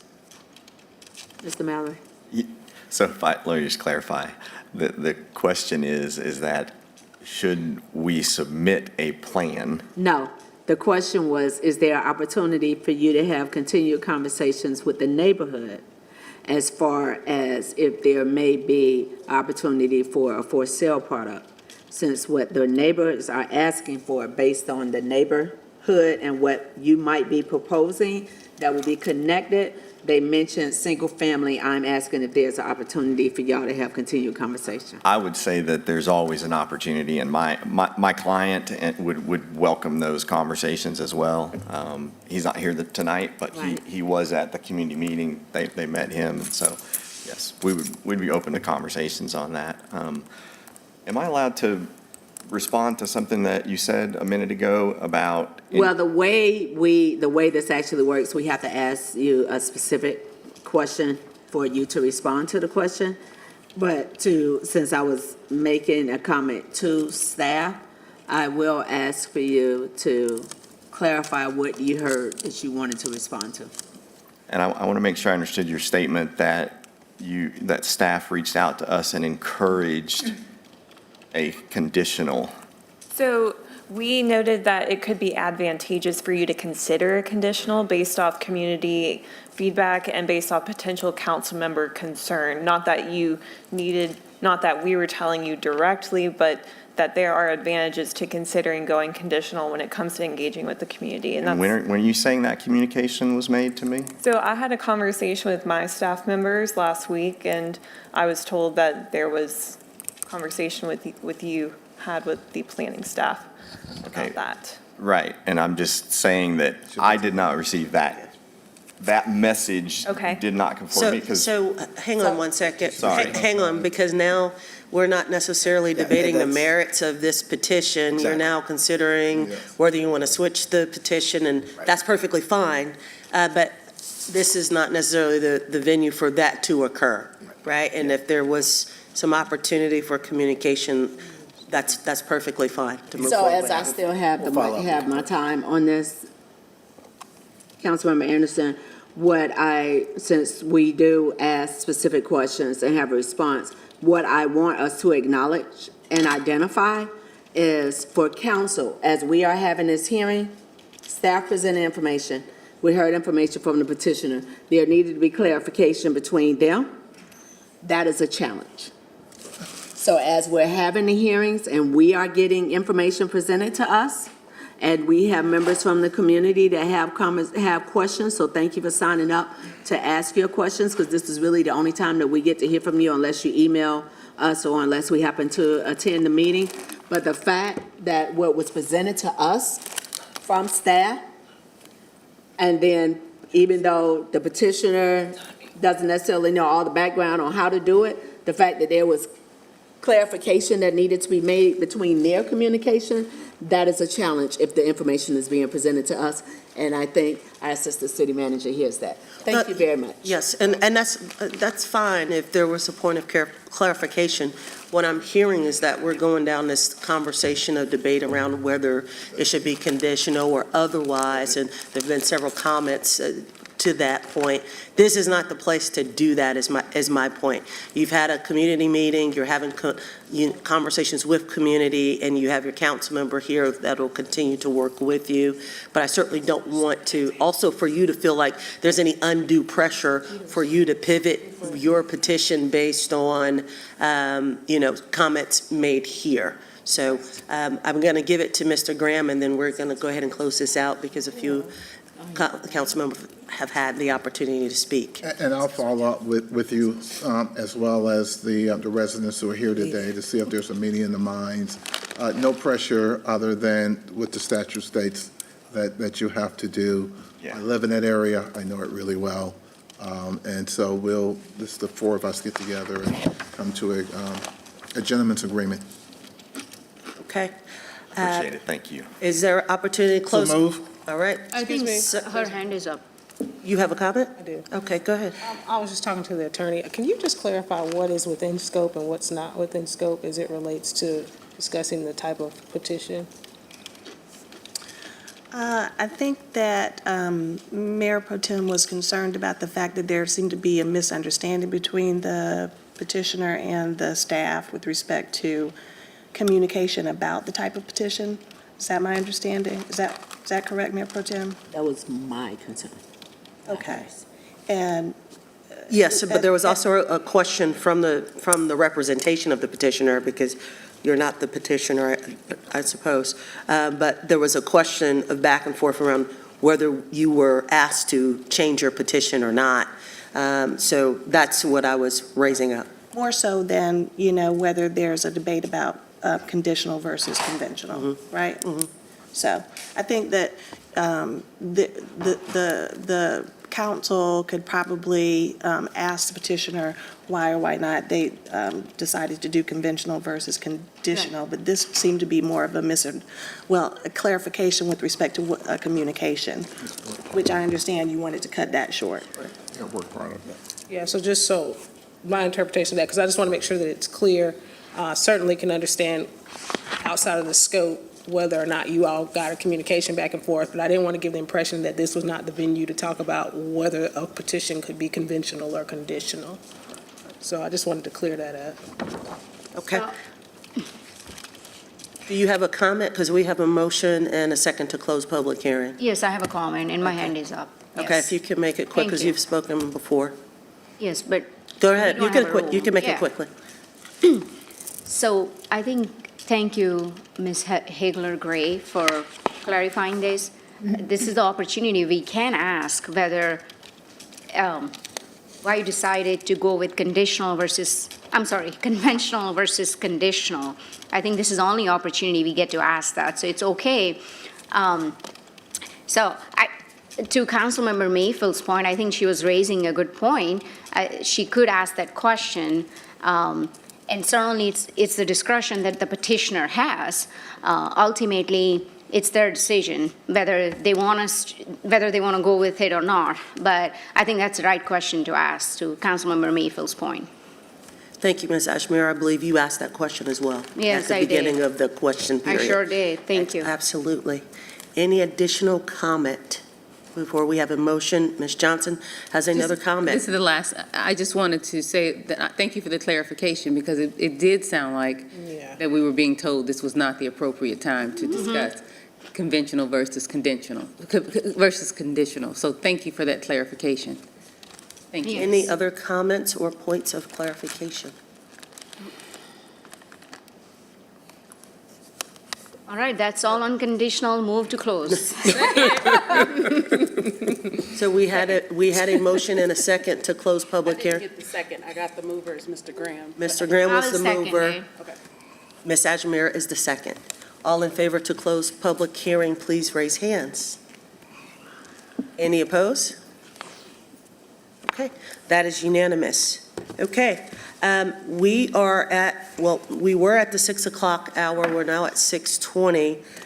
Is there a motion to open and continue the public hearings for the following rezoning petitions to the City Council business meeting on May 27th, 2025? Petition item number 14, 2025-010. Item number 15, 2025-012. Item number 16, 2025-014. Item number 17, 2025-016. Item number 18, 2025-017. Item number 19, 2025-018. Point of clarification, so we're closing? We don't have. Is there a motion to open and continue the public hearings for the following rezoning petitions? Yeah. I To someone, the, someone to continue. Okay. I'm sorry, not continue now versus, what date you said? 27. Oh, no. council, We have public speakers council that meetings. signed up. Yeah. We're gonna move do forward. I need to reread this motion? The You motion- didn't hear it there's- properly? There's not clarity on it. Yeah. on There's no what that clarity? motion is. Yeah, I think we Because what heard it it. The sounds question was, like it is that you're asking us to suspend the rest of the hearings for tonight to another date. And if that's the case, I do not think that there is support for us to not do our job tonight when we have people Surely. already signed up. All where right, did they Miss Mayfield, to be clear, the motion was not to suspend. I can read the motion again.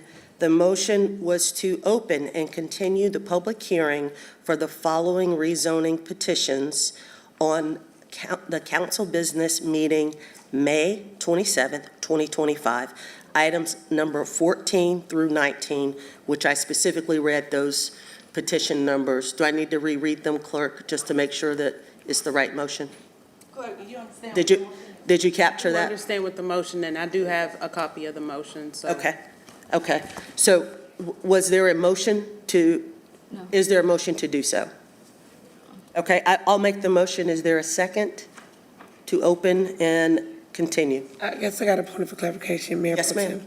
So you're saying to open and move forward. Can you please clarify that for me?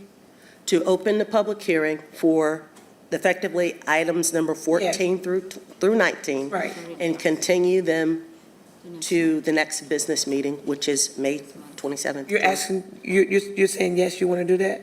I made the motion. Okay, no, I'm not supporting that. But we have public. Move to deny. Is there a second? To do what? To suspend it to the Move to deny. 27th? No, to deny, she said. To Oh, move to deny. deny. No, to hang deny on, the hang on, motion. hang on.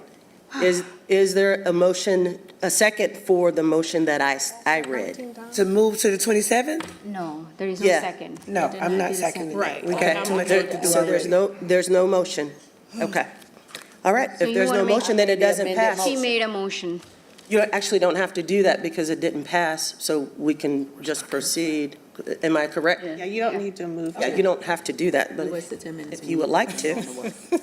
Yeah, I was so confused on what we Okay. moved on. Well, we have public All speakers. right, so we will continue with agenda item number 14, 2025-010 by David Phillips. The location is approximately 1.04 acres located on the east side of Rockford Court, north of East Woodlawn Road and south of Stacy Boulevard in District 1, my district. The current zoning is N1B, proposed zoning is N1C. Staff recommends approval of this petition, and after staff's presentation, I don't believe we have anyone signed up to speak in the affirmative, so it's just your presentation. Thank you. Thank you. This, On the sheet that I gave you, Oh, okay. there you go. Mr. David Phillips, you can come down to the podium. After staff's presentation, we don't have anyone in opposition, so you will have 3 minutes. Thank you. This site is just over an acre, located on the east side of Rockford Court, north of East Woodlawn Road, in an area where we have predominantly single-family residential with some commercial uses as well as multifamily uses along East Woodlawn Road. It is currently zoned Neighborhood 1B, and they are proposing to go to Neighborhood 1C. It is a conventional petition with no associated site plan. This request is consistent with the policy map's recommendation for the Neighborhood 1 police type at this area. Staff does recommend approval of this petition. It would keep the site under the Neighborhood 1 zoning districts. And I'll also note, and I'll pull it back actually to this site so you can see just how unusual it is compared to the other lots within the block. So there's really no consistent development pattern within this direct vicinity of this block that it would be disrupting if it were to go to N1B to N1C. So for us, considering that there was no consistent lot development pattern already present and that it's generally much larger than its adjacent lots, staff recommends approval of this petition, and I'll take questions following Mr. Phillips' comments. Good evening, Council. No comments, just wanted to make myself available for any questions that you guys have on this petition for a conventional rezoning. Move to close the hearing. Second. Wow, easy. All in favor, any comments before we close the hearing? All in favor, raise hands to close public hearing. Any opposed? Okay, that is unanimous. We will move on to agenda item number 15, petition number 2025-012 by North Point LLC. The location is approximately 6.11 acres located on the east side of Statesville Road and north and south side of Twin Lakes Parkway and north of Metromont Parkway in District 4, Ms. Johnson's district. The current zoning is OFC. Proposed zoning is NL2. Staff recommends approval of this petition, and after staff's presentation, Ms. Brittany Lyons will have 3 minutes. Thank you. Thank you. This site is just over 6 acres along Statesville Road, as well as Twin Lakes Parkway, in an area where it's really directly surrounded by almost entirely industrial uses, maybe some office uses mixed in there. Existing zoning is Office Flex Campus, and they're proposing to go to Manufacturing Logistics 2. This would bring it into alignment with our policy map recommendation for manufacturing logistics at this site. It is a conventional petition with no associated site plan. Staff does recommend approval. Again, bringing that site into alignment will be a preferred outcome for us. It is compatible with the existing land uses, which are predominantly industrial with some office uses mixed in. So shifting the site from Office Flex Campus to manufacturing logistics makes sense given the surrounding context as well as our policy on the ground. And I'll take questions following petitioner's presentation. All right, Ms. Lynn, you have 3 minutes. Thank you so much. Thank you, Mayor Pro Tem, members of council, zoning committee. Brittany Lenz with the law firm of Alexander Ricks. Simple petition in front of you. Essentially, this was part of an industrial business park, the Twin Lakes Parkway Industrial Business Park. As part of the alignment rezonings for the UDO, what used to be the BP zoning district, some got translated into the OFC district rather than an industrial designation. So everything around it, as Holly said, you have manufacturing uses, warehousing, you have a scrap metal automotive yard. It really is an industrial business park. Some of these sites just got zoned to OFC as part of that translation. So we see this as a corrective rezoning. We've brought a couple others in front of you. Luckily, the policy map agrees with me, and the 2040 policy map recommends the manufacturing logistics, which is what we're requesting. So we're consistent with the map, consistent with the surrounding sites. We're happy to have staff support on this petition. The last thing I'll mention is just that we proactively reached out to the District 4 Coalition. They, using their words, saw this as a corrective rezoning and did not have any concerns. I'll take any questions. Okay, any questions? Second. There's a motion to close and second. All in favor, raise hands. Any opposed? That is unanimous. We will move on to agenda item number 16, petition number 2025-145 by Pult Homes. The location is approximately 6.5 acres located on the west side of West Sugar Creek Road and north side of Glory Street and south of Honduras Drive and District 1, my district. The current zoning is N1B. Proposed zoning is N2ACD. Staff recommends approval of this petition upon resolution of outstanding issues related to transportation and site and building design. After staff's presentation, we will have Mr. John Floyd. Hello, Mr. Floyd. Hello, Mayor Pro Tem. Nice to see you. Great to see you again as well, my friend, as well as Gaines Hunter and Matt Langston. They will have 3 minutes. Thank you. Thank you. This site is 6.5 acres along West Sugar Creek Road, just north of North Tryon Street, in an area where we have single-family residential as well as some multifamily residential in the vicinity, and really a lot of commercial uses, of course, along North Tryon. It is currently zoned Neighborhood 1B, and they are proposing to go to Neighborhood 2A conditional. The policy map recommends the Neighborhood 2 place type, so this petition would bring it into consistency with our policy there.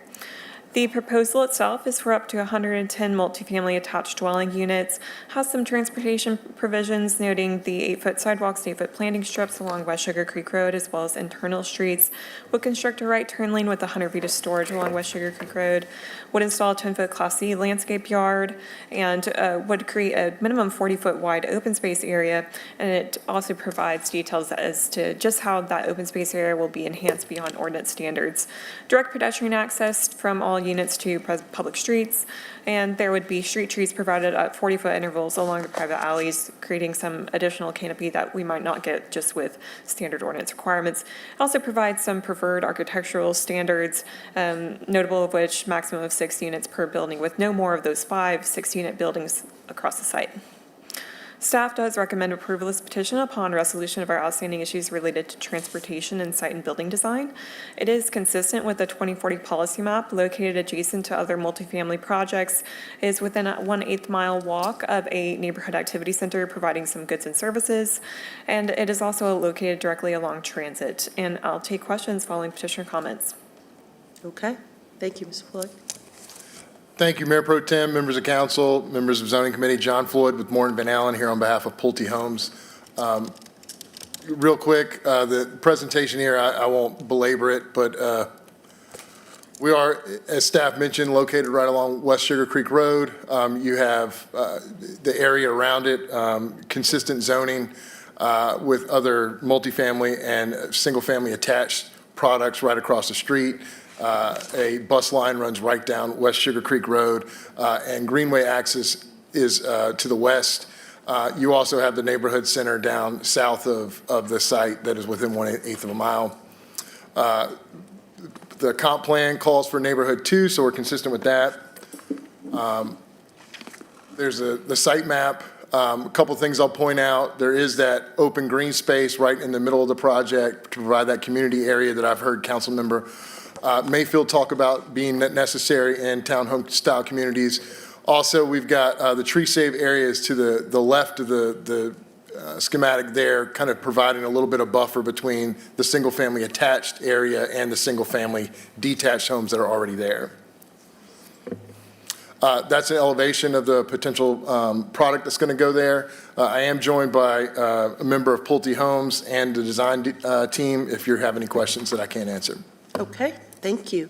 Are there any questions or points of clarification? Ms. Johnson? Is this in Hidden Valley? I'm sorry, I couldn't hear you. You said there are currently single-family homes there now? No, the land there is currently vacant. If you look to the left of the site plan, there is some current single-family residential neighborhood that this would connect into. And so we've got the tree save there providing buffer between that single family and the new development. This is right outside of Hidden Valley then? Is it? Mm-hmm. Okay, thank you. I just wanted to know the location. I was clarifying. But not within the Hidden Valley neighborhood community, Okay. which is a neighborhood of single detached homes. Okay, thank you. Thank you. Any additional comments? Second. There's a motion to close public hearing and second. All in favor, raise hands. Any opposed? That is unanimous. Great to Thank you. see you. We'll move on to agenda item number 17, petition item number 2025-016 by Kingdom Development Partners, LLC. The location is approximately 11.16 acres located south of Paul Creek Road, west of Toddville Road, and east of Brisland Street in District 2, Mr. Graham's district. The current zoning is N1A, proposed zoning is N2ACD. Staff does not recommend approval of this petition, and after staff's presentation, Mr. Gross, as well as is Mr. Lukakis and Ms. Dubnica. Are you present? Okay. So, Mr. Gross, you will have 10 minutes, and Mr. Lukakis and Mrs. Dubnica will have 10 minutes as well, and then you will have a 2-minute rebuttal. Thank you. Thank you. This site is a little over 11 acres, located along Paw Creek Road in an area really characterized by single-family detached uses. The current zoning is neighborhood 1A, and they are proposing to go to neighborhood 2A conditional, which would be inconsistent with the policy map's recommendation for the neighborhood 1 place type at this site. It would allow for up to 88 multifamily attached units, as well as 1 single-family detached lot to the southeasternmost portion of the site. Notes some transportation improvements, so street access via an extension from Paw Creek Road. It would have pedestrian connections from residential units to any public streets, 20-foot minimum setback along all property boundaries, abutting the neighborhood 1 place type, along with a 10-foot Class C landscape yard. Open space would be measured at least 50 feet in all directions, exceeding ordinance standards. And they would also include some enhancements beyond those typical ordinance standards to amenitize that open space. Street trees would be provided along the private alleys at a quantification so that is no more than 40 feet from a tree at any given location. Greenway easement would be provided along the southern site boundary to Mecklenburg County Park and Rec. It also provides some preferred architectural standards in terms of primary building materials, excluding vinyl, and also noting porches and stoops would have minimum dimensions. Staff does not recommend approval of this petition in its current form. The 2040 policy map does call for neighborhood 1 at this site. When we looked at this site, we are considering generally its access to activity centers, transit, its location among other single family, does it abut any other existing multifamily uses? So there are some outstanding issues we'd like to work through with the petitioner to see if we can get a little bit closer to something that we might be comfortable with, but at this time we don't recommend it in its current form. And I'll take questions following the petitioner comments. Okay, thank you, Mr. Gross. You have 2 minutes. Thank you. Good evening, Mayor Pro Tem, members of City Council and the Zoning Committee. Nolan Gross with Urban Design Partners, representing Kingdom Development Partners, LLC, on petition 2025-016. Joined this evening by James Scruggs with Kingdom Development Partners and Tori Feemster with Ascension Communities. Context of the site, located about half mile southwest of Freedom Drive to the east of Robert L. Smith Park. The 11.4 acre site is located south of Paw Creek Road to the west of Urbana Drive and Toddville Road. As staff mentioned, the site is zoned N1A, as is the majority of the area. However, there is N2 precedent about a half a mile west of the site, which was rezoned in 2023. There's also MX2 Innovative, as well as IC1 to the north towards Freedom Drive. 2040 policy map does recommend the neighborhood 1 place type. As staff mentioned, this is inconsistent. Jumping ahead to our rendered rezoning site plan, proposing up to 88 multifamily attached dwelling units, as well as 1 single-family detached lot that is at the southeastern corner of the site plan at our Urbana Drive extension. There'll be a mixture of front and rear loaded units, all being for sale product with a minimum of a 20-foot driveway. The staff mentioned we do have numerous outstanding issues to work through, one being the Paw Creek Road connection, which in this rendering we have already revised to be a modified U03 public street to address CDOT and subdivision staff's comments. As part of this development, all units are proposed as for sale, and 30% will be designated as affordable at 80% area median income. James? All right. So, very excited to be here, to talk to you guys about this project. And this project is near and dear to me and Ascension because it's located on the west side of Charlotte. There is a huge demand right now currently for attainable housing. We are so excited about this project because this project will have 30% of these units that will be attainable. We have formulated and cultivated a partnership with KIT Foundation. So one of the things that's big and near to us at Ascension is to make sure that we create attainable for sale housing for our school teachers, right? Because part of this project and what we're looking to do with this project is to create economic mobility. So 10 of these homes will be allocated for those 10 KIP teachers. The other 20 to 19 units are going to go to a portion will go to our police officers, our firefighters, and anyone else in that 80% AMI. But I just wanted to take time to educate the council about what we're doing and the work that we're doing with Ascension. It's bigger than just creating these mixed income developments, right? So Tori, who's our CEO of Ascension, and we are big about educating our Ascension attainable homeowners. So we do more than just providing keys and giving someone a discounted home that, quite frankly, you will not be able to differentiate between the attainable homes and the market rate homes.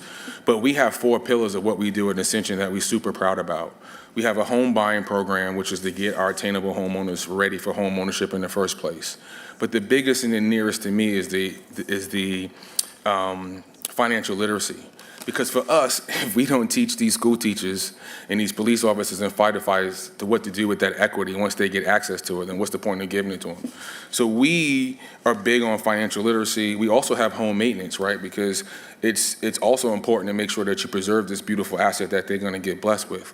And then the other piece that we do with Ascension that I just want to educate council on is that we have a gift tax option, gift grant program where we would come and meet the attainable homeowners where they are. Because the biggest thing that you hear right now in any place, and not just Charlotte, but across the country, when you hear the negative connotation about gentrification, it's the displacement, right? So for us, what's important for us is we truly want the values of this community to go up in value, but we don't want our attainable homeowners to get displaced because they can't afford the taxes.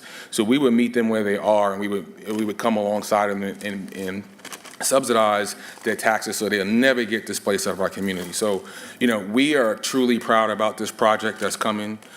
This is one of 3 Ascension products that's coming to Charlotte in the community that we're super proud about. And again, we also are proud about this partnership that we're setting with KIT for our school teachers, our police officers, and our firefighters. And I think this is going to be a great asset to the West Side community. Fantastic. You have about 5 minutes left. We're happy to answer any questions following opposition. Thank you. Okay. So if I can have Mr. Lucas and Ms. Debnica come down, and when you're at the podium, you all will have 10 minutes in aggregate to state your claims.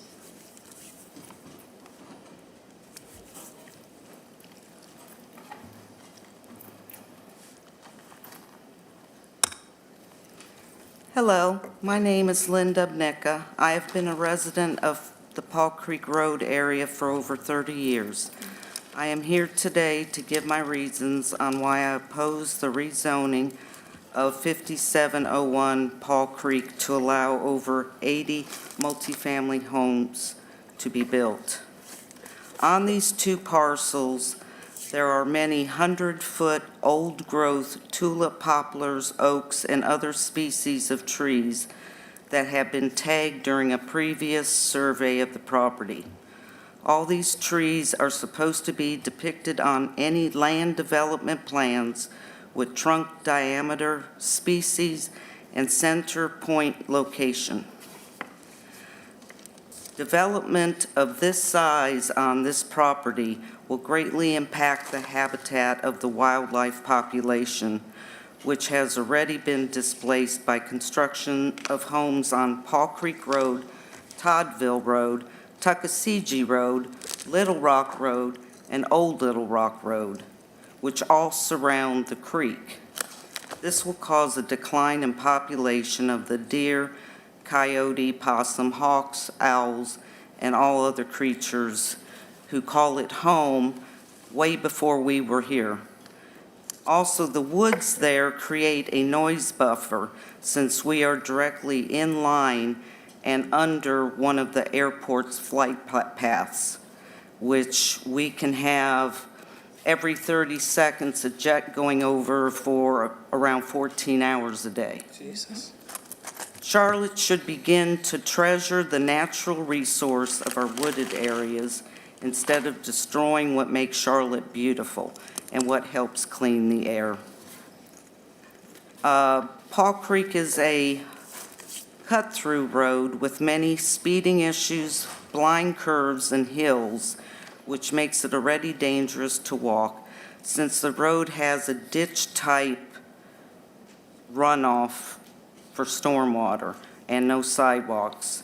With the current construction of homes on Paul Creek and another development being considered to be built near Little Rock and Paul Creek, those alone will add over 1,000 daily trips on this road.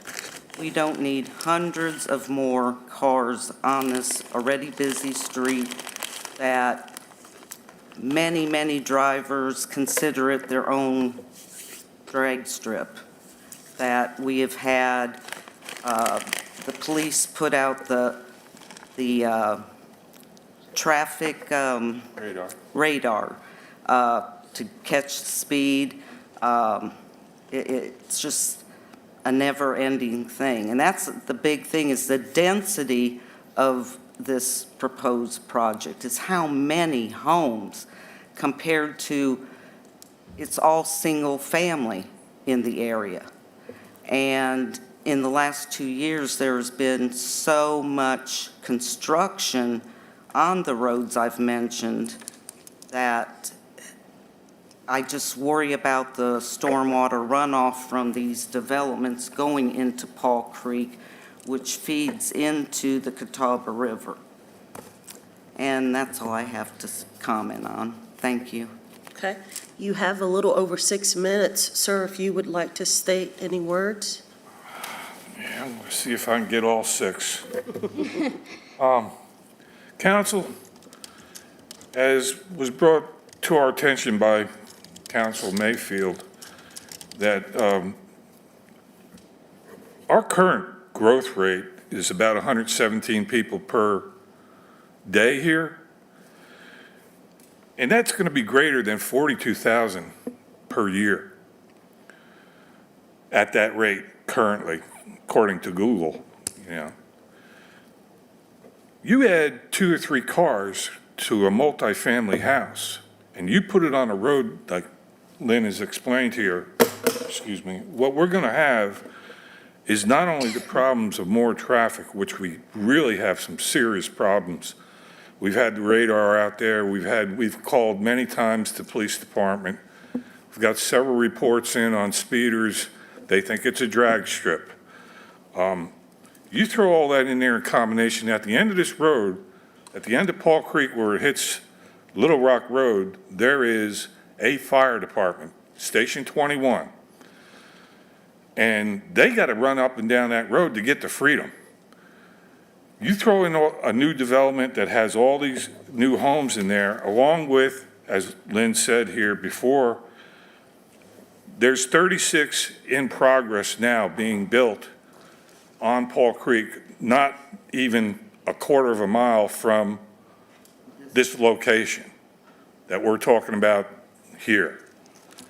At the end of it, up for also rezoning, there's going to be 200 more units behind the fire department. You throw all that together, with all those units, you're going to have about, just as he said, between 900 and 1,000 more vehicles on an already congested road with school buses and fire departments going back and forth consistently. It's going to cause quite a bit of problem. So that's our main concern, along with the sewer water. The runoff on my side of the road, I live on the opposite side of the road, is being blocked up. It is still blocked up. It has been blocked up. It has been serviced. I can't imagine what's going to happen to the runoff when we put a bunch more homes in there. So, you know, I've got 3 minutes, 41 seconds left, and I don't have anything else for you all. You can feel free to use all 3 minutes. There's no rush. Well, what are you guys eating back there? Because I'm getting hungry. I didn't get anything to eat for dinner. He like, I want some chips. I got some chips. No real food. Women talk more than men. One thing that, when I looked up the USGS topographical map site of this property, at the road, the elevation is 700 feet. When you get down to where they want to put the townhomes, not in the setback area because of the creek, it drops by 50 feet. So they're going to have to push the sewage up 50 feet to reach the road. And what I worry about is during these flooding times we have, what's going to prevent all that sewage not running over and going into Paul Creek. And that's another big issue I have, is the elevation difference on that property drops by so much, which I don't know if the designer has even come out to take a look at the property. And the frontage, I don't believe you have enough frontage on Paul Creek to put a sidewalk, a planning strip, 2 lanes. I don't know if you're planning on curb and gutter. And I don't feel comfortable having a sidewalk within 10 feet of my garage, which has windows, which is going to cause a security concern, which will cause me to have to spend another $1,500 on another security system just for the garage, since it is detached. And I guess I could keep going for 1 minute, 30 hours. seconds. I could keep going for hours, but Okay. I'll stop. And thank you. You're okay? Thank you. Okay. Mr. Gross, you have 2 minutes for your rebuttal.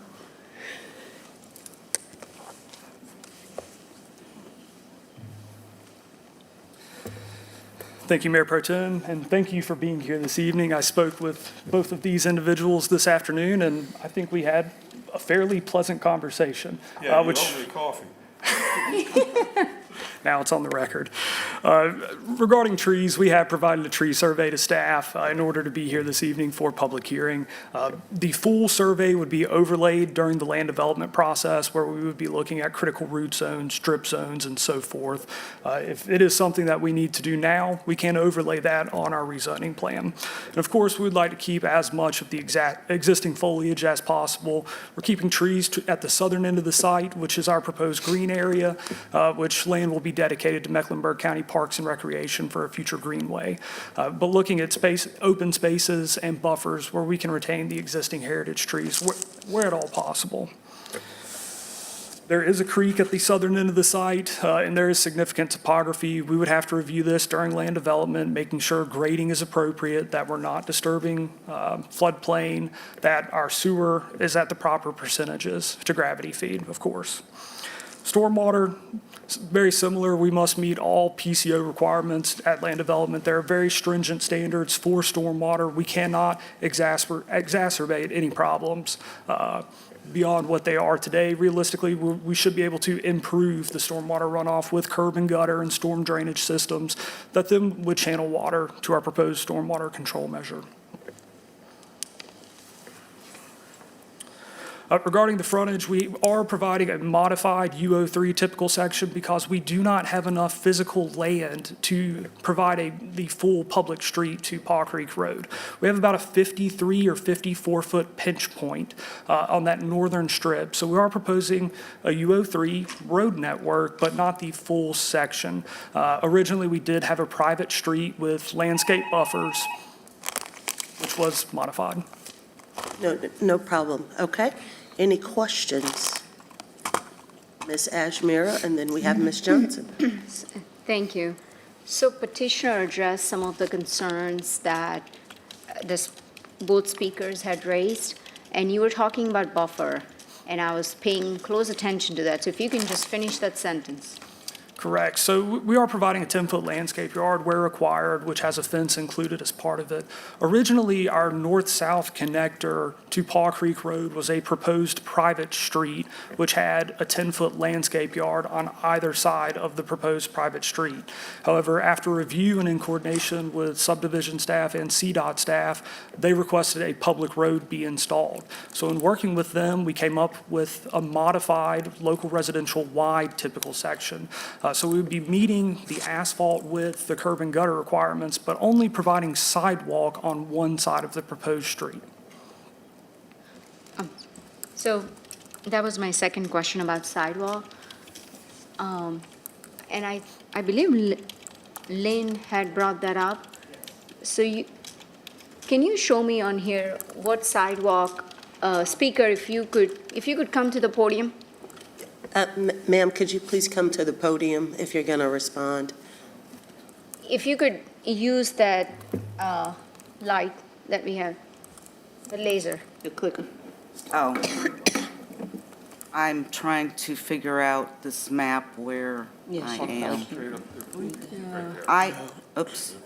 Maybe the other side, where we have that, not this one, the other one. Oh, No, that's, yeah, I think, go all back. right. I live, which one do I press, the green? I live right here. So I am right next to their proposed entranceway, and my backyard is literally right there. And I will say, the property right here, their property is lined with 100-year-old oaks, which I do worry about grading and the drip line of their oaks being disturbed, which they can't be. So, petitioner, if you could tell us about sidewalk, you said only on one side of the street? Yeah, my Yes, side. let me jump ahead to our, can we pull up my presentation? Is that possible?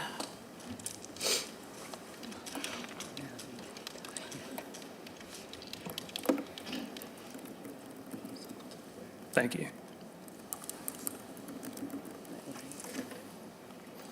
Correct. So Councilwoman, it's this area here at the northern end. We're proposing sidewalk along the eastern corridor of that north-south Paw Creek Road connection. Okay, so that will address the concerns that the speaker had. I believe her concerns were generally about sidewalk being here, as well as the proposed tapers along the frontage, because we don't have a very wide road section, so it is difficult to taper in the roadway connection and then provide any potential sidewalk connectivity from east to west. Got it, but I guess in terms of our ordinance, what they're doing, maybe this is the question for staff. For our ordinance, the sidewalk improvements that they're providing, so would our ordinance apply to, well, would our ordinance ask for more in terms of what Lean had asked for? So the ordinance, what this development triggers are general sidewalk improvements and the sidewalks required along, well, what will then be a public street. So what specific extras are you asking for? So it was at the top where you see Paw Creek Road? Yes. Is that, am I correct? Am I following you? Yes, if Yeah. it was to become a public sidewalk, then I will have a public sidewalk 10 feet from my garage, 10 feet from Is my that what- driveway. Yes, and yeah, and the sidewalk is required, as the ordinance stipulates, when this development builds out. The sidewalk would be triggered as a requirement. I so mean, is this it will be- possible to move the sidewalk to the other side and the planting strip? Because the other neighbor's home is way further back than mine on the other side. So having a public road wouldn't affect them like it would me having people. Oh, you don't want sidewalk? I don't want anyone 10 from this far away when I'm working in the yard. Isn't it right away 10 Okay, I think, okay. City right Okay, we have to follow the rules here. My question is answered, and that's all I have. Thank you. Ms. Johnson? Thank you, Mayor Pro Tem, and thank you to the speakers who came out. I do want to ask some specific questions to the developer's petitioner. Thank you to James Scruggs. Thank you for coming out, and thank you for the petition to build attainable homes. That's a for sale product. That's important. That's one of the things we're asking for. And we can talk offline, because we did hear about some great programs through NACA and home down payment. So let's find out what opportunities we have for those potential buyers. Ms. Lynn, she brought up a very specific example about the level and the sewage. Can you speak to that? At a very high level, thank you for your question, council member. Yes, there is significant grade change from Paw Creek Road to the southern end of this site. Of course, as this project transitions to land development, should it be approved, we will further refine grading plans, erosion control, stormwater, and utilities. Gravity feeding this site, if we are unable to gravity feed to the south, we could potentially be looking at putting in a lift station. But there are specific guidelines for gravity flow, certain percentages that are allowed, and our plans would have to reflect what Charlotte Water would approve.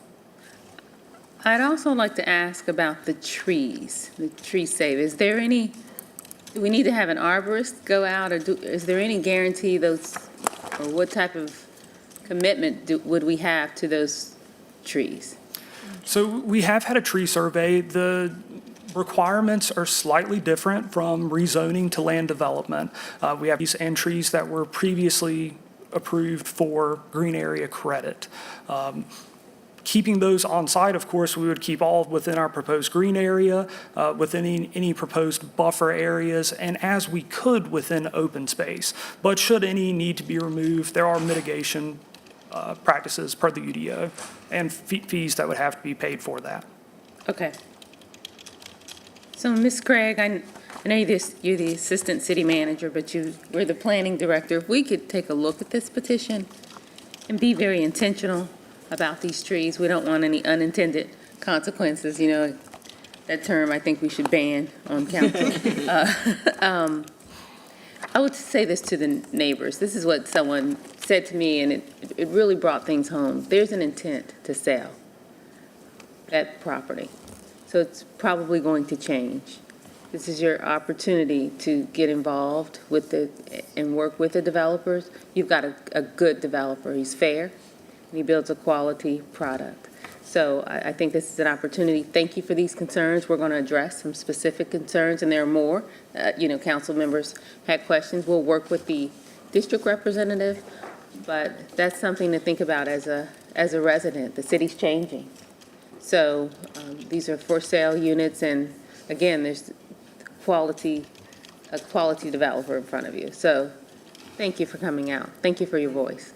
Thanks. Thank you. Any additional comments? No, move to close. Second. I would like to just make a couple of comments. First, thank you for your approach to this development opportunity. It is really and truly leaning into civil servants that do great work in our community and need this type of help, both from a financial guidance perspective and the opportunity to have safe, secure housing within their AMI price range. So thank you so much for leaning into that community. Big, big, big win. For the residents that came out, thank you for coming out, and also thank you for sharing your perspective about the trees and the tree save, especially those popular tulips. They're very, very tall trees, and they're around for decades and decades. And so I'm sure with the beautification process, Mr. Gross, as you've recently stated, that there will be an overlay, that I'm sure that this particular project, the beautification of that area, especially given, the civil servants and the intentionality behind it, I'm sure you will lean in with the same intentionality around the beautification and the protective of green spaces while bringing on additional housing stock. So I want to thank you, the residents, for coming out, and thank the developer for proposing this effort. Madam Mayor. Ms. Brown? Yes, you didn't see my hand, but it's okay. You didn't see my hand before you? Oh, I did not. No, it was barely raised. But to the developer, thank you so much. I think this is the type of petitions that we'd like to see more of. And also for the residents being brave and coming out and protecting your community and working together and trying to find common ground. But the proposed development is not bad at all. It is something that I would like to see more of, especially affordable and for people that serve this community. So I look forward to supporting it with you, communicating with the community and the residents and satisfying their needs, because their needs do not fall on deaf ears either. So there has to be a balance there, but I did want to go on record saying that I do think it's a great approach to what we need. So thank you so much. Thank you. Thank you, Ms. Brown. Were there any additional Move to comments or close. hands I didn't see? We have a motion to close in a second. Madam Clerk? Okay. All in favor to close public hearing, raise hands. Any opposed? Okay, that's unanimous. Thank you so much for coming out. Thank you. Thank you. We will move on to agenda item number 18, petition number 2025-017 by the Drox Group LLC. The location is approximately 3 acres located along the west side of Nations Ford Road, north of Wanda Lane and south of Echo Dell Drive in District 3, Ms. Brown's district. Current zoning is OFC. Proposed zoning is N21 CD. Staff recommends approval of this petition upon resolution of outstanding issues related to transportation and site as well as building design. After staff's presentation, Mr. Gross, you're with us again. You will have 3 minutes. Thank you. Thank you. This site is 3 acres located along the west side of Nations Ford Road, west of I-77, in an area where it's adjacent to a school as well as some office uses just across the way. There's some other residential uses located generally in the area. The current zoning is Office Flex Campus, and they are proposing to go to Neighborhood 2A conditional. The 2040 policy map does recommend the Neighborhood 1 place type on this site, so it would be inconsistent with that recommendation. The proposal itself is for up to 37 attached units, including 1 quadruplex and 11 triplex buildings, so it would not exceed the intensity of a quadruplex, which is located at the rear of the site. There would be a private alley network to access the units, 8-foot sidewalk and planting strips along Nations Ford Road, as well as internal pedestrian connections. Commits to open space with a minimum dimension of 50 feet in radius, exceeding ordinance standards. They would provide 7 guest parking spaces, prohibits building some community resource center, providing some goods and services for potential future residents at this site. It is also located directly along a bus route, and it is considered a remnant parcel. It is owned by Charlotte-Mecklenburg Schools. We do have some outstanding issues, this particularly related to site and building design, that we think we could work through with the petitioner, and I will take questions following petitioner comments. Thank you, Mr. Gross. Good evening again, Mayor Pro Tem, members of City Council and Zoning Committee. Nolan Gross with Urban Design Partners, representing the Drox Group LLC on petition 2025-017. Holly, thank you for the thorough staff report. You've covered most of my presentation, so I'll try to be fairly brief. This 2.44 acre site is located to the west of Nations Ford Road, north of Wanda Lane, and south of E.E. Waddell Drive. The site is currently zoned OFC, proposed to be rezoned to Neighborhood 2A conditional for up to 37 multifamily attached dwelling units. The site is currently identified on the policy map as Neighborhood 1. The revised policy map, which has not been adopted yet, identifies it as the campus place type. And here is our rendered rezoning site plan, proposing those 37 multifamily attached units. Each unit will be rear-loaded with a 2-car garage, accessed via 5-foot driveway pad. Guest parking is located east on the site, 7 spaces, as Holly mentioned. And to the west, we have our proposed green area and proposed SCM at the northern end of the site, which is the natural low point. We do have a few outstanding issues that we look forward to working with staff and believe we will do in the next few days prior to our submittal. Those items specifically are calling out trees along the proposed private alleys, proposed stubway connections at the northern and southern ends of the site, additional on-site sidewalk allowing walkability to the proposed green area, as well as revising our solid waste location. But we look forward to working through those issues. Happy to answer any questions you might have. Thank you. Ms. Brown. I know. Hi. Good It's evening. always a pleasure to work with you. Yes, ma'am. In Nation Ford Road, there is a strong community president in this area that you're speaking of. So when I see that the meeting has been held, reported available online, 0 in attendance, that just is alarming to me, because the Nation Ford Road corridor and the community leaders out there are very active and engaged. So we definitely would have to talk about that. And what other outstanding issues are you working on? Currently committing to a certain number of trees along the alley, proposed stub road connections to abutting properties, additional internal sidewalk, as well as confirming our solid waste location. My biggest concern at this moment, just with this petition, is making sure that I take it upon myself to reach out to the community leaders and see if they were notified. I've worked with you before. Were you in charge of doing that, or did somebody else do it? Our office does, yes, The ma'am. office did it? Okay. All Send right. mailers to all abutting property owners in the community Yeah, groups. we can talk offline, but I know that Nation Ford Road, especially in this particular area, we're doing some work down there now with the community's engagement team, redevelopment of the neighborhood and making it look better. So I know they're very, very active and engaged, so I just want to make sure that they are aware Certainly, of this, and so we can talk, and we will talk. But of course. thank you. Thank you, Councilwoman. Anybody else? Thank you. Any additional comments? I would like to make one. I do completely agree with Ms. Brown. You know, they have not only a strong neighborhood president, but the whole coalition on that corridor is really leaning into it. So we'd love to hear their perspective on this, as well as the implementation of the length of the sidewalks and the planting strips, any other community beautification aspects that they would want in this particular project. So I look forward to hearing what their engagement is. Yes, ma'am. Thank you. Any additional comments or questions? No. Move to close the hearing. Second. Okay. There's a motion to close the public hearing and second. All in favor, raise hands. Any opposed? Ms. Watlington, are you opposed?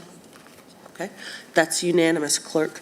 We will move on to agenda item number 19, petition number 2025-018 by Oyster Development, Inc. The location is approximately 2.89 acres located on the northeastern quadrant of the intersection of Sam Wilson Road and West Point Drive in District 3, Ms. Brown's district. The current zoning is in 2B. Proposed zoning is ML1. Staff recommends approval of this petition. And after staff's presentation, Mr. Jeff Watson. Hello, sir. You can come up to the podium. You will have 3 minutes. Thank you. Thank you. The site is just under 3 acres, located at the intersection of Sam Wilson Road and West Point Drive, in an area where we have quite a bit of industrial uses, as well as some office uses and residential uses located further away from this site. The current zoning is Neighborhood 2B, and they are proposing to go to Manufacturing Logistics 1. This is a conventional petition with no associated site plan. This proposal would be consistent with the policy map's recommendation for the manufacturing logistics place type at this area, as well as for the entirety of this eastern section of Sam Wilson Road, up until you hit some vacant and large lot residential to the north. Staff does recommend approval of this petition. The proposal would bring the site's zoning into alignment with our adopted policy. It is surrounded by other industrial uses, including some heavy commercial uses as well to the south, making it suitable for some more industrial uses compatible with what is already on the ground and what is foreseen in our policy. And I will take any questions following petitioner comments. Okay, thank you. Mr. Watson, you have 3 minutes. Thank you for your time tonight. As staff recommended, we are just more or less aligning the zoning with what's already in the policy. I'm not sure how it got overlooked with the rezoning at the time that it was kind of master planned in the policy. So we're more or less just aligning with the current proposed zoning for the land use plan. We don't have any intentions at this time, but just wanted to go ahead and align ourselves with the zoning in the area, which is heavily industrial around us all. Okay, any questions? Move to close. Second. I did just have one question for you. You did mention that This is a very small area. it was an industrial area, so I know there's pretty wide parcels out there in that part of town, but I was also just surprised that you didn't get any reaction or any bites for the community meeting or anything. Well, I had one email from the gentleman across the street. Okay. And I answered his question, which was, he just asked if we had any proposed development plans, and at the time, we do not. And another gentleman called and said, do I want to buy his property across the street, was another gentleman. But other than that, no, we didn't have any outreach. The majority of the, I would say the property owners right around us are like big institutional owners. Yep. And so we're adjacent, like ProLogix, which is a huge real estate trust, investment trust. So that's our adjoining neighbor. Got you. Yep, I thought so. Okay, great, thank you for that. Ms. Brown? Yeah, so Madam Pro Tem, thank you so much. I really appreciate that, Mayor Pro Tem. I just want to make sure that, we don't want to, the community engagement piece, when we see zero, it's alarming, and we may not say nothing every time, but it's our duty to say something every time, and we don't want to sound like a broken record. But the meetings, people watching the meetings, they want to know that we're actually representing our constituents in the best way possible. So when we see zero, it's like what is the communication that's being put out there? And this is not for you. Yes, ma'am. This is for staff. And don't staff put the communication out about? So the noticing that we do, there's noticing that the petitioner does, and then there's noticing that we do for the community meeting that is upon the petitioner to notice that, but we provide the full mailing list, including property owners within 300 feet, as well as the neighborhood organization leaders, and they're required to send their notification to every single individual or entity on that mailing list. Right, so thank you so much for just explaining that information on record.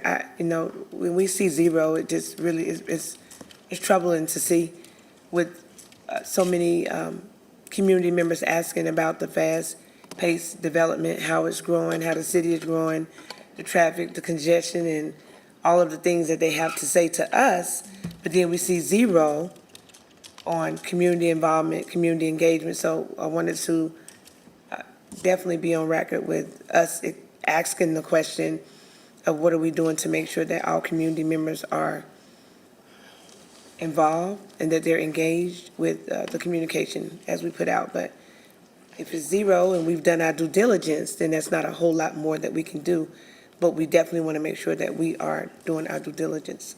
If I may add, I did send out certified letters, and then we didn't have anybody show up, and so this is all via online, and so we set out another and had another evening available for community comments, and nobody else showed up again. So we tried twice. Thank you so much. I definitely believe you, not saying that you did not, but then we do still have a duty to reach out to the community leaders that are engaged in that area as we go to the community meetings, and just want to make sure that I just wrote it down to, just to follow back up with them and say, hey, this meeting was held. Were you aware of it? Were the constituents aware of it, and how we move forward with making sure that we can get them involved?